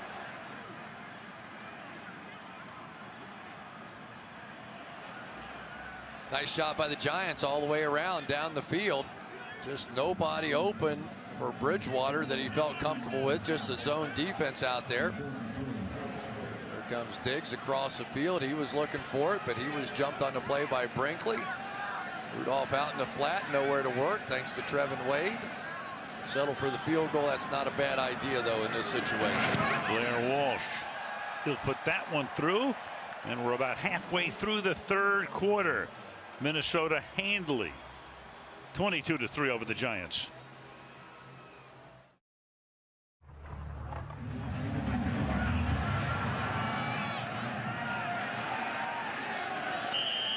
Down in the end zone there. Giants will have the ball at the 20-yard line with 7:35 to go in the 3rd. He shoots. No, he didn't shoot. Come on, shoot. He shoots, he scores anyway. Anthony Barr, Eric Hendricks, drafted in 14 and 15. One was a 1st rounder, the other a 2nd rounder. Teammates and roommates at UCLA, and both doing a real good job in the starting unit for the Vikings defense all season long. Manning, play action, fires. That's going to be picked off at the 35-yard line. Captain Munnerlyn down the sideline and may have stepped out of bounds. We'll see at about the 4-yard line. He did indeed. Almost ran it all the way back for a 2nd pick 6. Newhouse, the right tackle, is down on the ground, and you got Eric Flowers also hurt on the play. So a total disaster here for the Giants. Just a zone defense. All it is, Captain Munnerlyn's going to react up to the tight end in the flat and then fall back underneath that route. And I don't think Eli ever saw him. It was one of those nights so far for Eli where he's just not seeing the field great. There is nothing fancy about that defense at all. A straight zone defense, lost track of the outside flat coverage guy, and gave up almost another pick 6. Checking it in New York as they do on all turnovers. Clearly the interception stands. Question is, did he step out of bounds? He did indeed at about the 4-yard line. 1st down and goal. Wow. And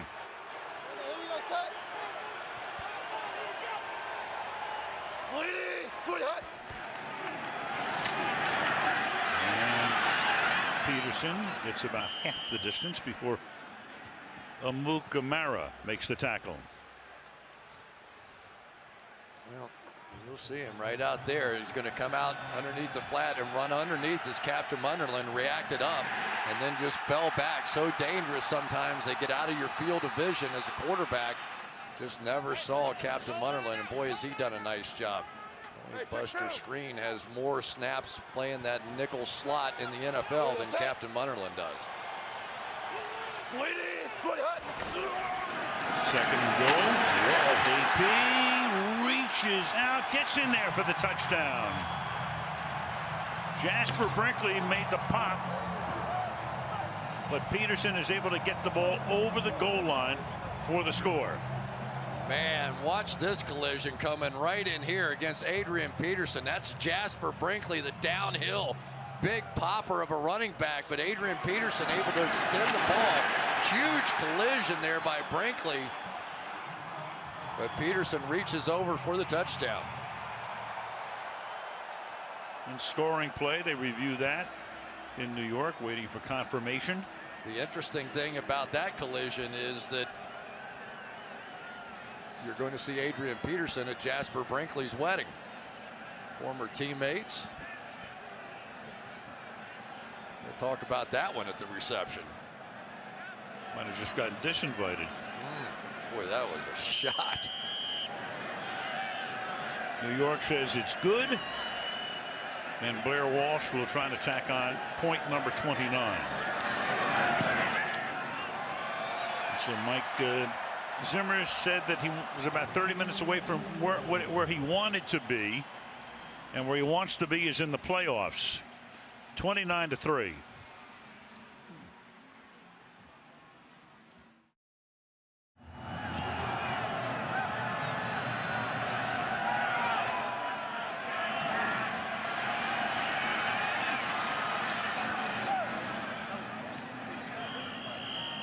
Shane Vereen takes it to the 30-yard line.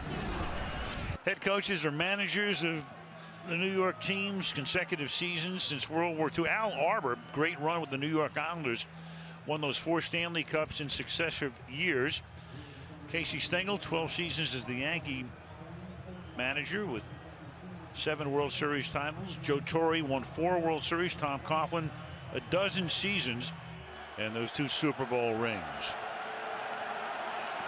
Giants have it at the 30-yard line on first down, and this is Rashad Jennings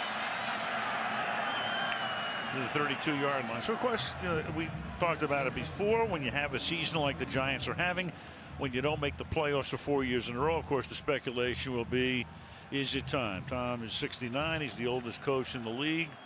What will happen next year? You know, it's not just Tom Coughlin and Jerry Reese, it's the whole situation. Do you feel like it's been good enough to maintain? You know, we've seen so many organizations, and I think the Pittsburgh Steelers come to mind first and foremost for me, is that in the National Football League, you're going to have bad years. I mean, that's just, it's going to happen to you. Are you going to constantly make changes and then have to make adjustments to personnel? Are you going to switch from a 4-3 to a 3-4? Are they happy with what Ben McAdoo's done with his offense? Eli's played some of his best football. You're going to restart him at age 35? There's a lot that goes into it. Right. Those are some of the questions they have to answer. I think offensively, as Manning throws, and that's incomplete, and certainly not tonight, flag down on that play. But basically, over the past 2 years with the McAdoo offense, Manning's played well. He loves it, and frankly, the offense has not been use of the the hands, big issue this year. Face offense number 67. The penalty is declined. Result of the play is 4th down. It's Justin Pugh. If you only watched the Giants one time and it was tonight, you would say the offense is the problem. You know, it's almost unrecognizable out here, and you know, I always thought Odell Beckham was one of the great players in the league, but I never knew he had such an impact on this offense. I mean, they look just inept so far out here tonight. The Vikings doing a great job defensively, but I thought there would be a fall off. I did not think it would be this much, though. Giants look like a team that dropped out of playoff contention last night, which they did when Washington beat Philadelphia. Marcus Sherrills makes a fair catch at the 19. Well, there's Teddy Bridgewater, and he has been magical tonight in that pocket. No fear from this guy. I know he's got that little 3/4 arm, and people, you know, criticize this and that, but this is what I love about a quarterback. A guy under pressure. What are you going to do? Are you going to flinch? Are you going to check it down? Are you going to look for Kyle Rudolph down the field and throw that touchdown pass and maybe take a shot or two in the game? So be it. And that's exactly what Teddy Bridgewater's done here tonight. Just his second year, and you can tell he just gets better and better and better. Set. Hey, let's go Kansas, Kansas. Kansas. Swap. 3. Hey, get him. Back 20. Back 20. Peterson. So to Green Bay they go next week, but before they go to Green Bay, we go to Michelle. Well, you were talking about Teddy Bridgewater. Stephon Diggs told me, as soft-spoken as Teddy Bridgewater is, he doesn't change his mannerisms in the heat of the game. Diggs said Teddy's the same guy all the time. He's always calm, and he influences how I want to carry myself. It teaches you to be cool under fire. When stuff gets intense, you want to be like Teddy. He's the leader, Al. Yeah, Teddy picked in the first round. He was the last pick in the first round in 2014.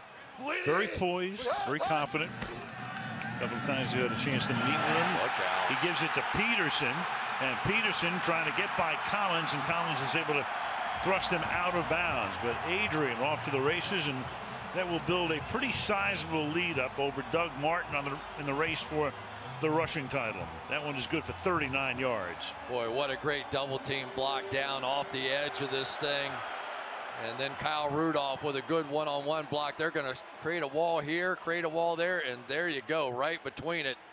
And that's one of the problems when you get an 8-man front up there. If you break that initial wall, you have one safety left in the field, and fortunately for the Giants, Landon Collins able to get him out of bounds.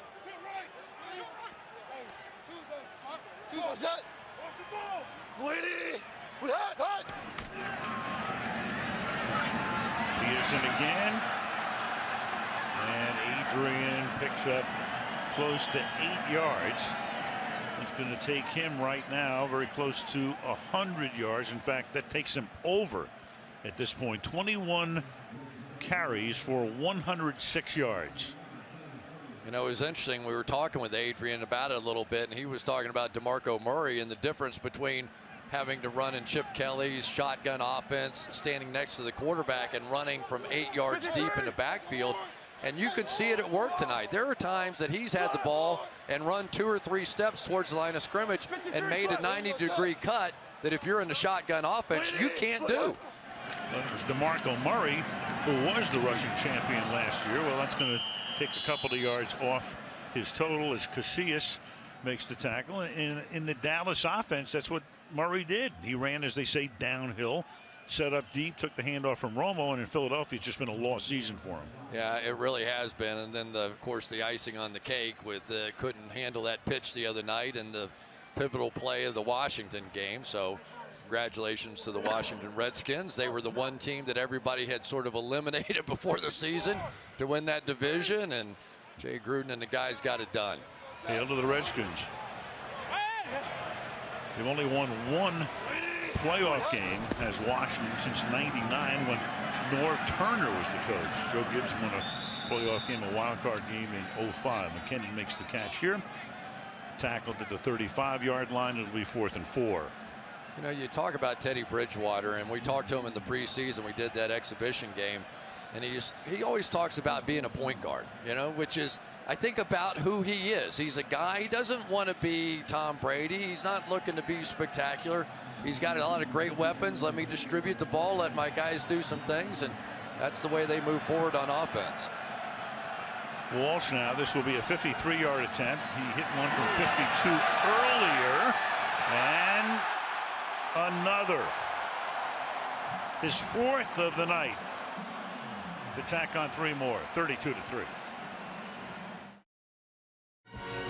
Well, we told you that next week it's Minnesota against Green Bay for the NFC North Championship, and we will be there. That will be the Sunday night game. They just announced that. The league did. It all starts at 7 Eastern time. The winner of that game wins the North, which means they will host a wild card game the following weekend. And Minnesota's going to go to the playoffs anyway, because they're going to win tonight's game in all likelihood, unless disaster strikes, as Shane Vereen takes it up to the 20-yard line. Meanwhile, the schedule next Sunday, Washington goes to Dallas. They've already, Redskins have clinched. Giants home against Philadelphia. There are your 1 o'clock games. Pittsburgh right now on a bubble because they're going to need some help from Buffalo, who takes on the Jets. The late games are right there. The AFC West is still in play. Denver plays tomorrow night against Cincinnati. Very impactful game. And the rest of the schedule right there. And then the Sunday night game is Minnesota at Green Bay. Manning throws. It's Ty making the catch. Tight end Will Ty. Plays college ball at Stony Brook. Picks up 7. Howard Katz in the National Football League made a great change a few years back when they made those divisional games at the end of the year. We were all sort of laughing at Pittsburgh's schedule the rest of the way, right? At Baltimore, at Cleveland, 2 automatic wins, hottest team in football. Divisional opponents, especially at home, are so dangerous, and the Steelers were bitten today. Yeah, it's really worked out well over the past few years as Manning throws deep downfield. Randall makes the catch, escapes the tackle, and he will go all the way to the end zone for the Giants' first touchdown of the night. So Manning just launches one downfield. They missed a tackle on Randall, and it's a 72-yard touchdown.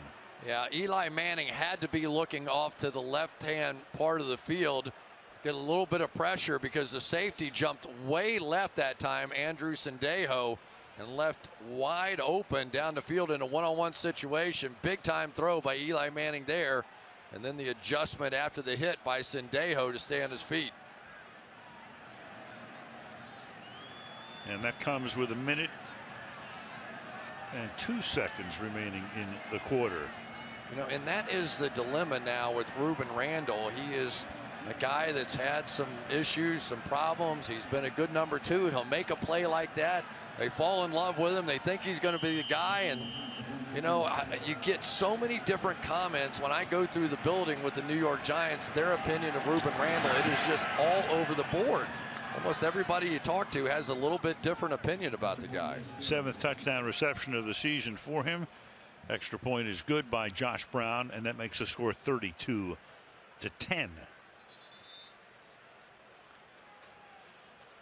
Talked about Ben McAdoo, who was on the Green Bay staff under Mike McCarthy, came over last year. And you take a look at Eli from 04, started his career as a starter through 13. And the McAdoo effect and what Eli has done under Ben's tutelage over the last 2 seasons. Yeah, no question that Eli Manning has played better. The interception percentage of just 2.0, the best that Eli has ever had in his career. And it plays right into the big decision about what you do about Tom Coughlin. You know, if you're going to make that kind of a change, let's say I'm not even going to speculate about who could possibly be coming in, but then you probably change offensive coordinators, and now you've got Eli Manning at 35 going back and starting all over in a new offense. Are you really willing to do that?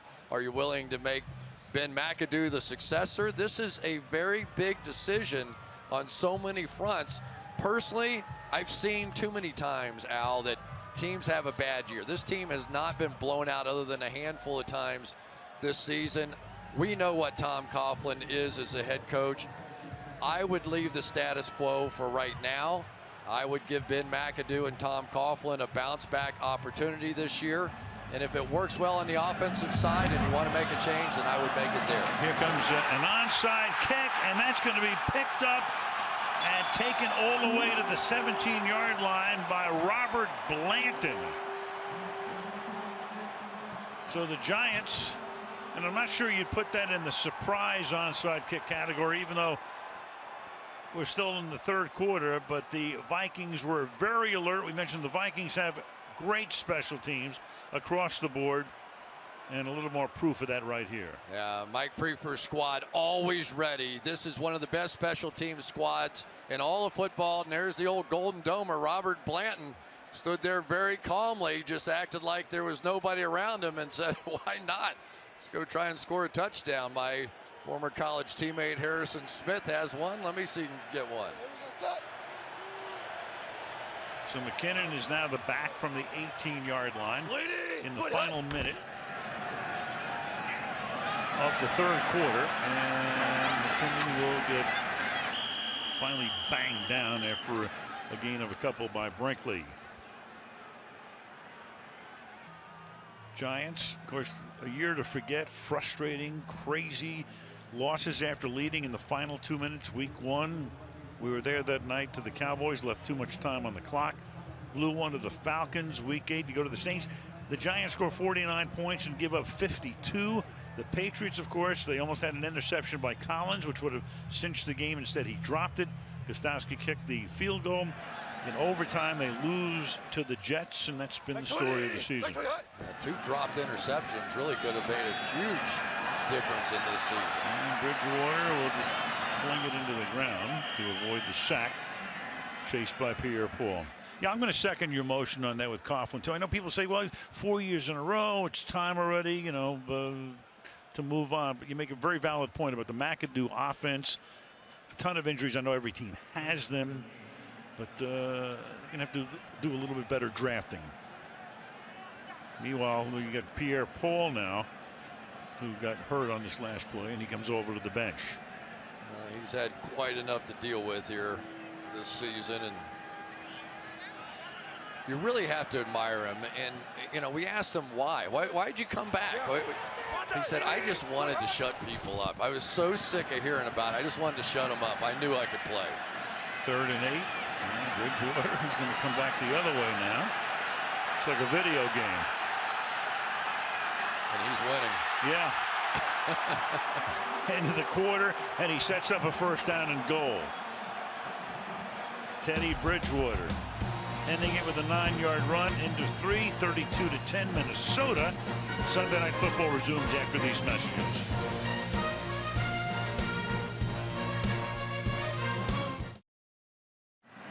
Minnesota with things well in hand, trying to cement a playoff berth and ready to go to Green Bay next Sunday night to try to win the NFC North title. 13 degrees. 14 to kickoff. Nice and steady. From the 8-yard line on 1st down and goal. McKinnon. Whoa. Taken back. Landon Collins bursting through. I tell you, when Landon Collins sees it, he flies up. He's going to come right out of the screen right here and just zip. There he is to make a play. He plays almost like a Thomas Davis kind of guy. You know what I mean? In Carolina, he would be a smaller linebacker, a guy that you can play around the line of scrimmage. I still think they need to find that middle of the field, run sideline to sideline kind of safety back there, but at least they got half the puzzle solved. McKinnon goes to the 8-yard line. You turn him into a Dayon Buchanan? You know, I think the league is going to go more and more that way. I really do, because what you face every week in the National Football League, you have to be able to cover. And these linebackers, the old days of the classic middle linebackers that we were so used to even in this division, are kind of gone. You have to have middle linebackers that can cover a back and a tight end. And if you can't, you're going to get exposed in today's NFL. Buchanan, around 210 pounds, listed as a safety, but really plays linebacker for the Cardinals, having a great year. 3rd down and goal. And toss to McKinnon. And he gets to the end zone. Touchdown.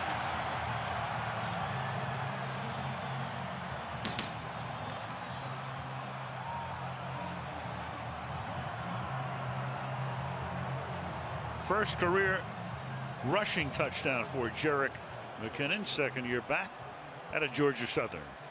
TJ Clemmings out in front, then it's Jason Pierre-Paul. Keep an eye on him. He's going to try and reach out with that club and make a tackle, but we've seen it several times this year, at least for right now, just not that functional yet. We've seen J.J. Watt with a few issues since he broke that hand too. It is just hard to play with a club on your right hand. Extra point by Walsh. And they do make it over, if you know what I mean. And I know you do. I've been working with you for 7 years. 39-10 Minnesota.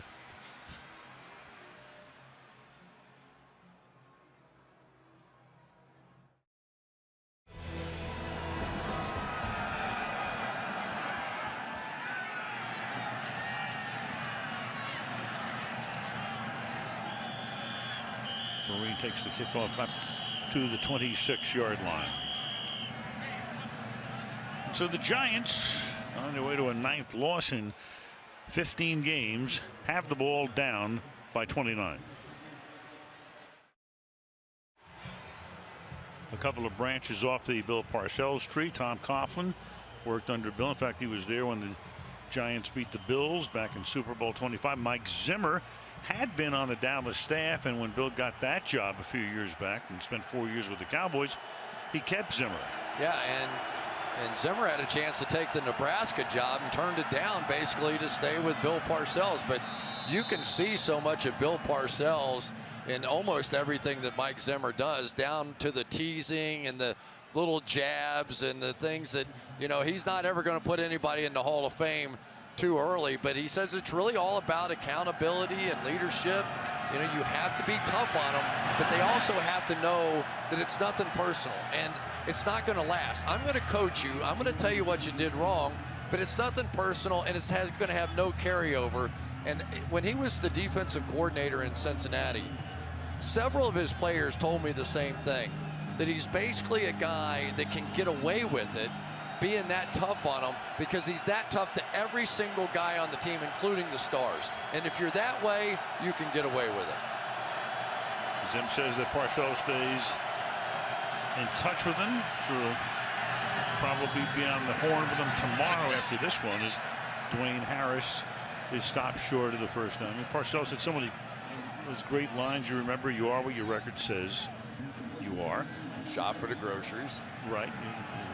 You want me to cook the meal? I got a shop for the groceries. That's what led to his departure from New England. And the other one I loved was, he's not quite ready for the anointing oil. We have 4th and 1, and we're going to have some oil boiling if this one doesn't convert. From the 35-yard line, Giants down by 29. Not much to lose, and that's incomplete. That about sums it up, doesn't it? Sums up tonight for him anyway. Miles White, the intended receiver.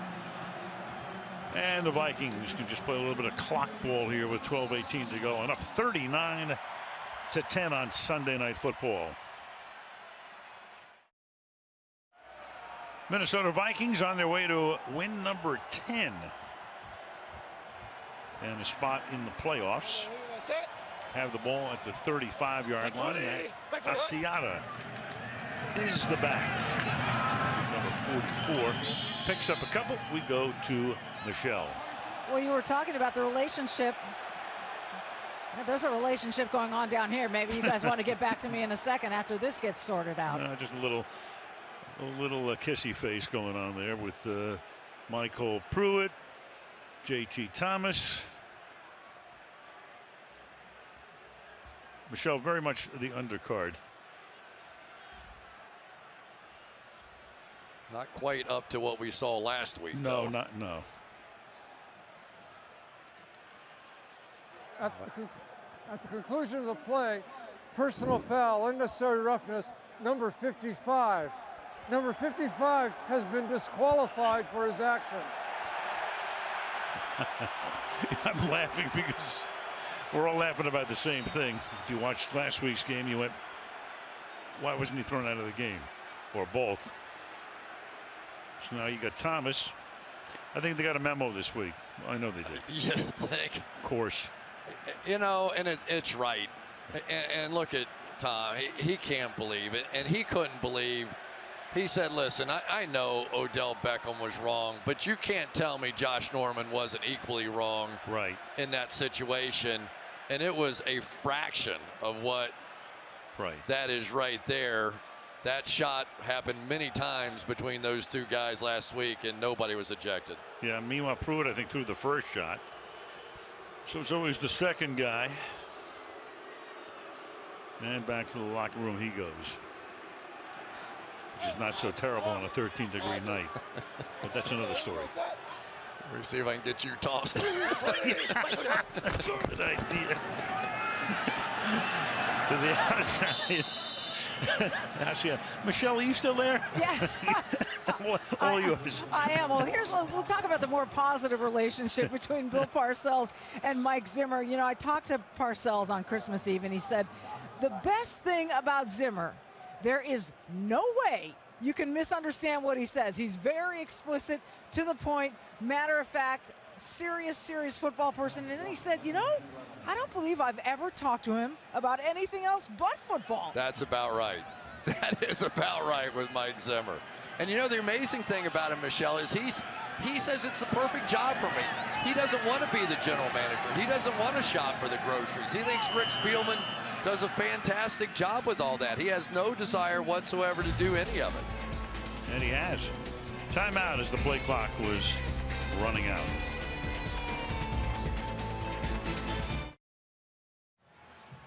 Vikes Packers, the Vikings 0-3 against Green Bay with Mike Zimmer as the head coach. His fourth meeting with them next week. Last win was back in 2012 to make the playoffs. Then the two teams met the following week, and Green Bay won that one at Lambeau. Meanwhile, 2nd down and 11 after the timeout. And Asiata will thread his way to the 11. Now, the first time they met this season, the Vikings were red hot. They had won 5 in a row, but the Packers, who were not playing well, routed them 30-13. Bridgewater got sacked 6 times.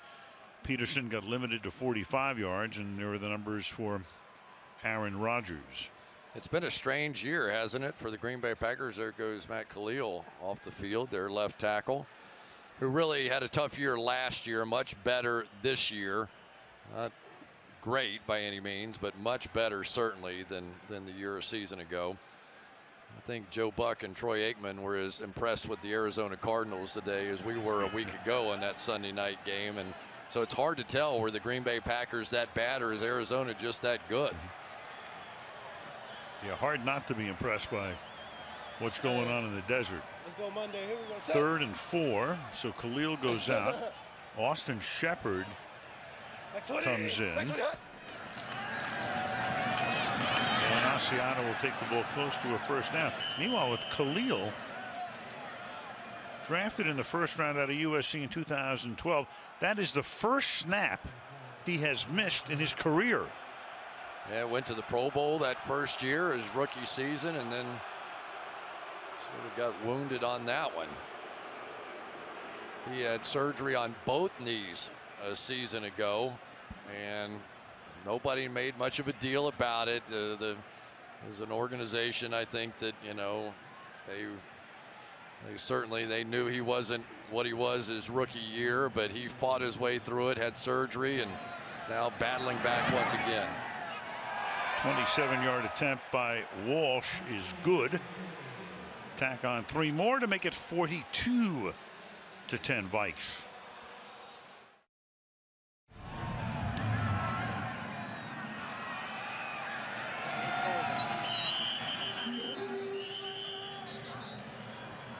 Touchback here. It is everything's an anniversary these days, so this is number 40 for what would be the original Hail Mary. And that would be the following. Roger Staubach back to pass in the playoff game.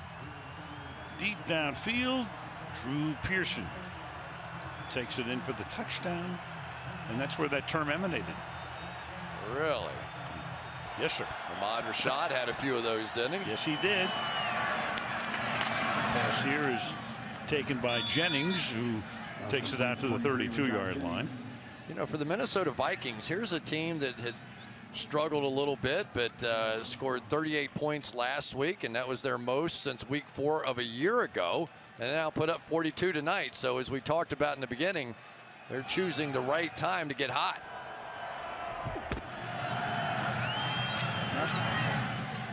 And Jennings had a heavy workload tonight. Out to the 35-yard line. NFC East, well, Washington, somebody had a win, so it's going to be Washington. They got hot at the right time, 14-26 against other divisions, and we have added the 26th as tonight. Yeah, we're projecting election night. Matt Lacoste, rookie, just elevated to the active roster. Head of Illinois made that catch. Eric Kendricks in there on the hit, a guy that thinks some of his athleticism comes from his skateboarding days. So you better learn how to balance if you're going to be a skateboarder. And that will be another first down here as will tie. Takes a couple of Vikings with him to the 43-yard line. And clock running down to 8 minutes left in the fourth. Well, it's amazing what happens to an offense, though, when you take away your top threat. You know, and Bill Belichick's done that for years. You know, you take away their #1 threat, and what happens to an offense. We're getting a pretty good feel for why he does that watching this. Flag thrown. And it's Jennings making the catch. Rashad Jennings, best 2 weeks that he's had the last couple of weeks. 107 against Carolina, 81 the week prior. And at the moment, pending call here, 60 yards rushing tonight for him. And a big screen pass. Right, 50 yards on the pass. Offense, the tight end never set prior to 5-yard penalty, repeat first out. So you can have 2 people in motion. There's nothing wrong with that, but then you have to get reset and then you can move again. There it is. And of course, the wide receiver really on the one play to Ruben Randall, the bomb to him, and not much else other than that.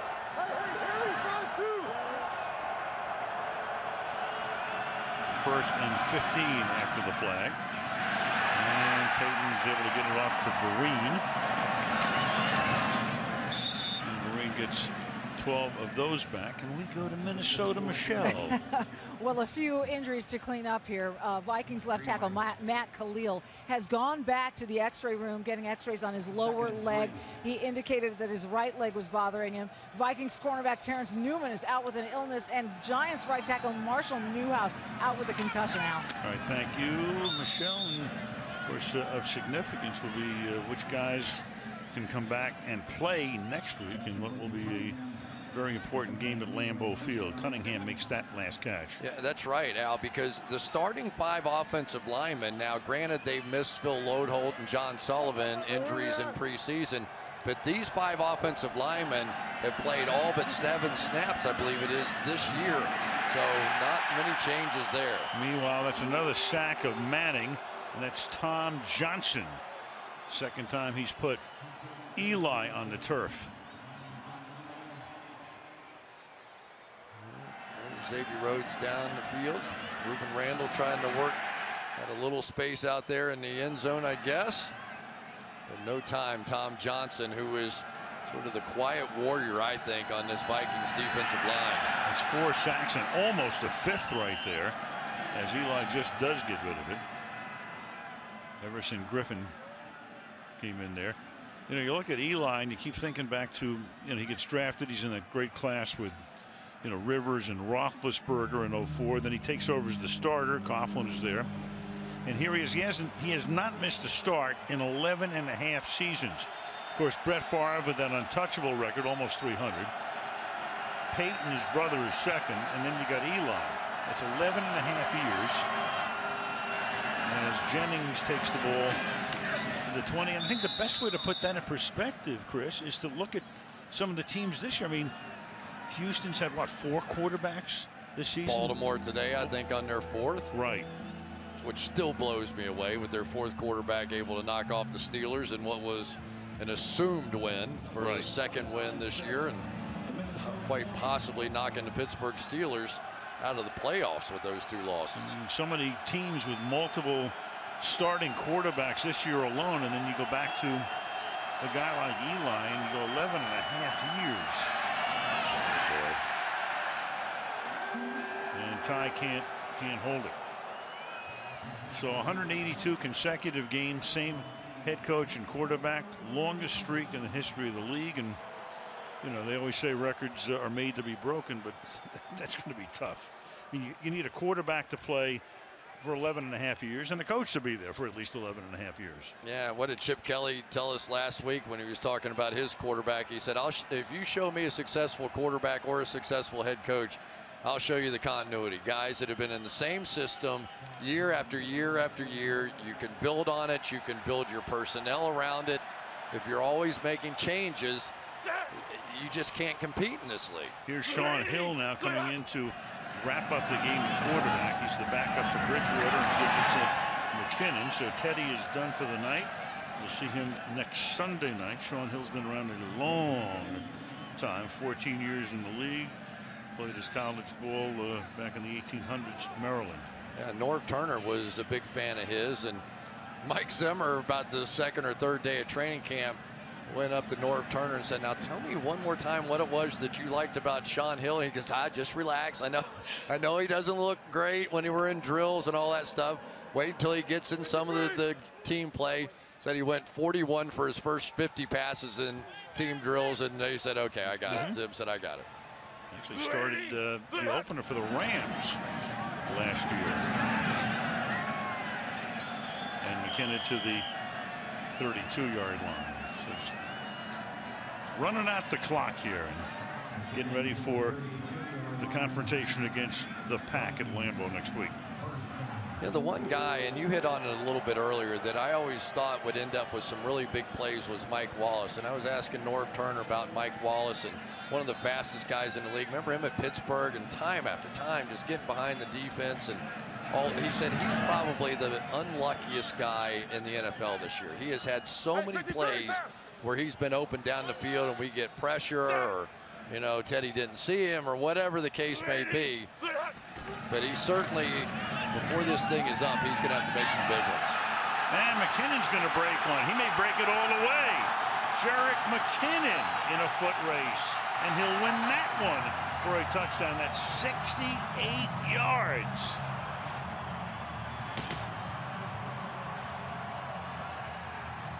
Talk about patience. Looked like Le'Veon Bell on that one. He just basically stood behind a pile of offensive linemen. Got a little bit of a push from the backside, eventually down here. But watch him just stand right about there. He comes to a complete stop. Everybody sort of relaxes, and then here he goes. He can run. He is fast. He's a guy that they just want to have somebody that can break out. Look at this. He almost comes to a complete stop, finally sees the opening, and then he is gone.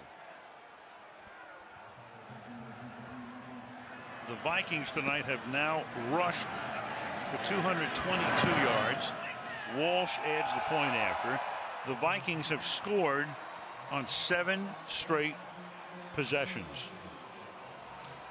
And the Giants, who were last in the league defensively in so many categories, will maintain that. Yeah, they have a chance to go over 5,000 yards. Teams throwing the ball against them, and that has never happened. So it has been a very tough year defensively. Are there holes? Yes, there are gaping holes, and some of it you can trace back to Jason Pierre-Paul, but certainly not all of it.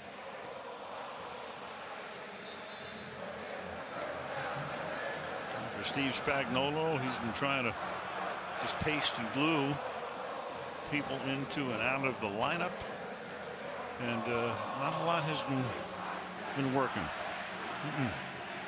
And meanwhile, you always do the same thing, don't you? When you get to playoff time, you say, who's hot now? Who's playing the best right now?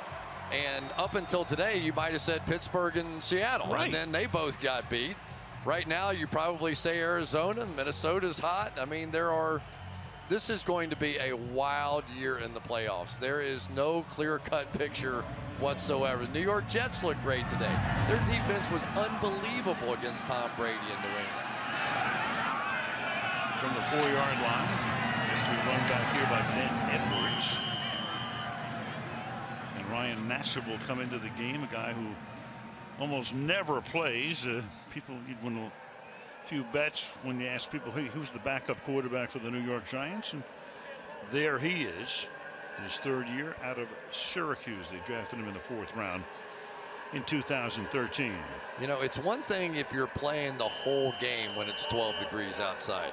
It's another thing when you've been sitting over there for 2.5 hours, and now you've got to somehow talk those muscles into going out and doing stuff and running around here a little bit.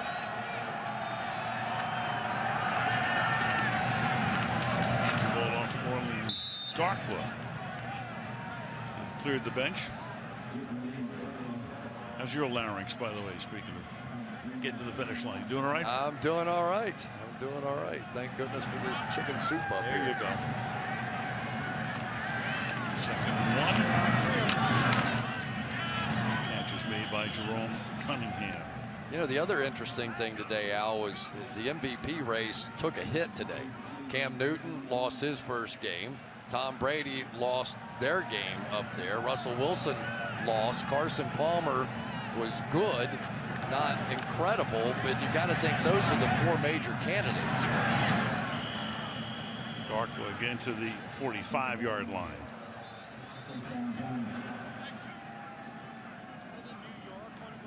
Mike Zimmer's come in here and really done a good job. I can remember telling owners around the league, you should really interview Mike Zimmer, because he was in Cincinnati and I had actually talked to his players, and it just never got much traction. I think defensive coaches are at a disadvantage sometimes. Did you get a commission? Not even a nickel. You know, but he really does. He has this feel, and I kind of appreciate. I asked him about it, and he said, you know, I'm not a CEO type head coach.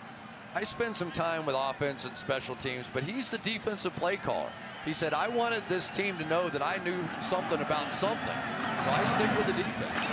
And on 2nd and 1, this should take us. Matt Lacoste makes the catch. To the 2-minute warnings. Nassib getting up to the line, trying to maybe run a play off before the 2-minute warning, but he cannot. And so we go to that break with the score 49-10. Mini. Got it right on Sunday night. Wow. Don't get many of those 11s. No, that was late drawing. I was hoping that was a shot from the old Metropolitan Stadium, but it's here, right?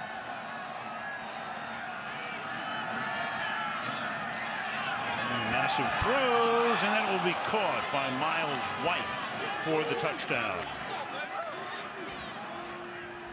And Nassib saying it's not that hard. It's right down the field. Yeah. Kind of happened a little bit for Miles White, who had the drop earlier. That was a nice catch there. It looked like Xavier Rhodes is going to break and make this interception. Went right over his fingertips, and somehow White able to concentrate, focus in, and make that play. Ryan Nassib was one of those guys coming out of college. He was very much under control. Quick release, tight throwing motion, got the ball out of his hands. I remember thinking this guy might be a decent pro, and you just never know, because Eli never goes out. Nassib now in his 3rd season, and it takes him only 1:42 to go 77 yards, 6 plays, 1 run, and 5 passes. Brown's extra point makes the score 49-17.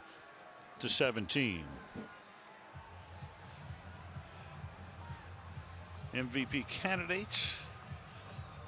Well, Peterson is always in that group, but not this year. You go with Brady, you know, another great year. What else is new? Carson Palmer, tremendous season. Cardinals are flying high, and Cam Newton obviously finally lost today to Atlanta, but a tremendous year through the air, on the ground, you name it.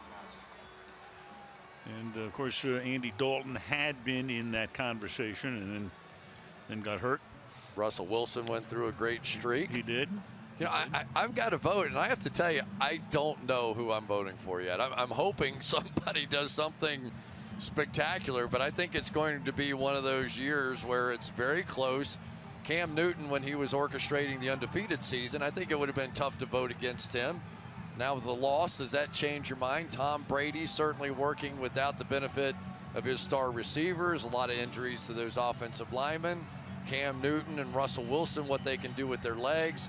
Carson Palmer with the magic and the high scoring that they've got going on in Arizona. It's a tough vote. Can you be bought? Oh, you know better. Of course. You look at a guy like Tony Romo.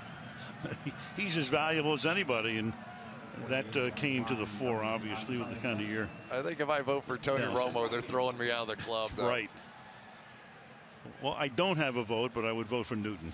Would you? Yeah, I would. Yeah. I mean, it's just, you know, win the first 14. He loses his #1 receiver in training camp, and Kelvin Benjamin. You know, Carolina's been an amazing story. I can't argue with it. I really can't. The problem is when you stack statistics, if you want to look at those, other guys have better statistics, but it's so hard to measure what he does with his legs. I mean, in that game last week, and you know, I thought it was really interesting. And talking to Steve Spagnuolo, he said if I spied against him, I didn't have enough guys to rush, and he would sit in the pocket for 10 seconds and beat me that way. If I tried to rush him, he scrambled out, and if I didn't have a spy, he ran for first down. So he has a lot of different ways to beat you. I will agree with that. We'll run the clock out here. Peterson had 104 yards tonight. So Peterson will go into the last weekend of the season with a 64-yard advantage over Tampa Bay's Doug Martin in his quest for the title. Well, I think you should call the guys at Pro Football Focus and find out what they think. Just let them decide about the MVP. There you go. Voting. There you go. Well, Malibu Kelly Hayes, who should be living back in Malibu, is here tonight. As always, George Hill, Melissa Horton up here, our whole gang. Andy Freeland. Andy Freeland here. And we want to thank the whole gang for braving the elements as they do week in and week out, and probably will next week in Green Bay as well. Michelle and Michelle down on the sideline. Correct. And the Giants go to 6-9. Minnesota clinches a playoff berth as they go to 10-5. And Minnesota never looked back, never trailed. Led 19-3 at the half. Teddy Bridgewater, 15 out of 25 for 168. Peterson, a 100-yard night. And it's over with the final score 49-17.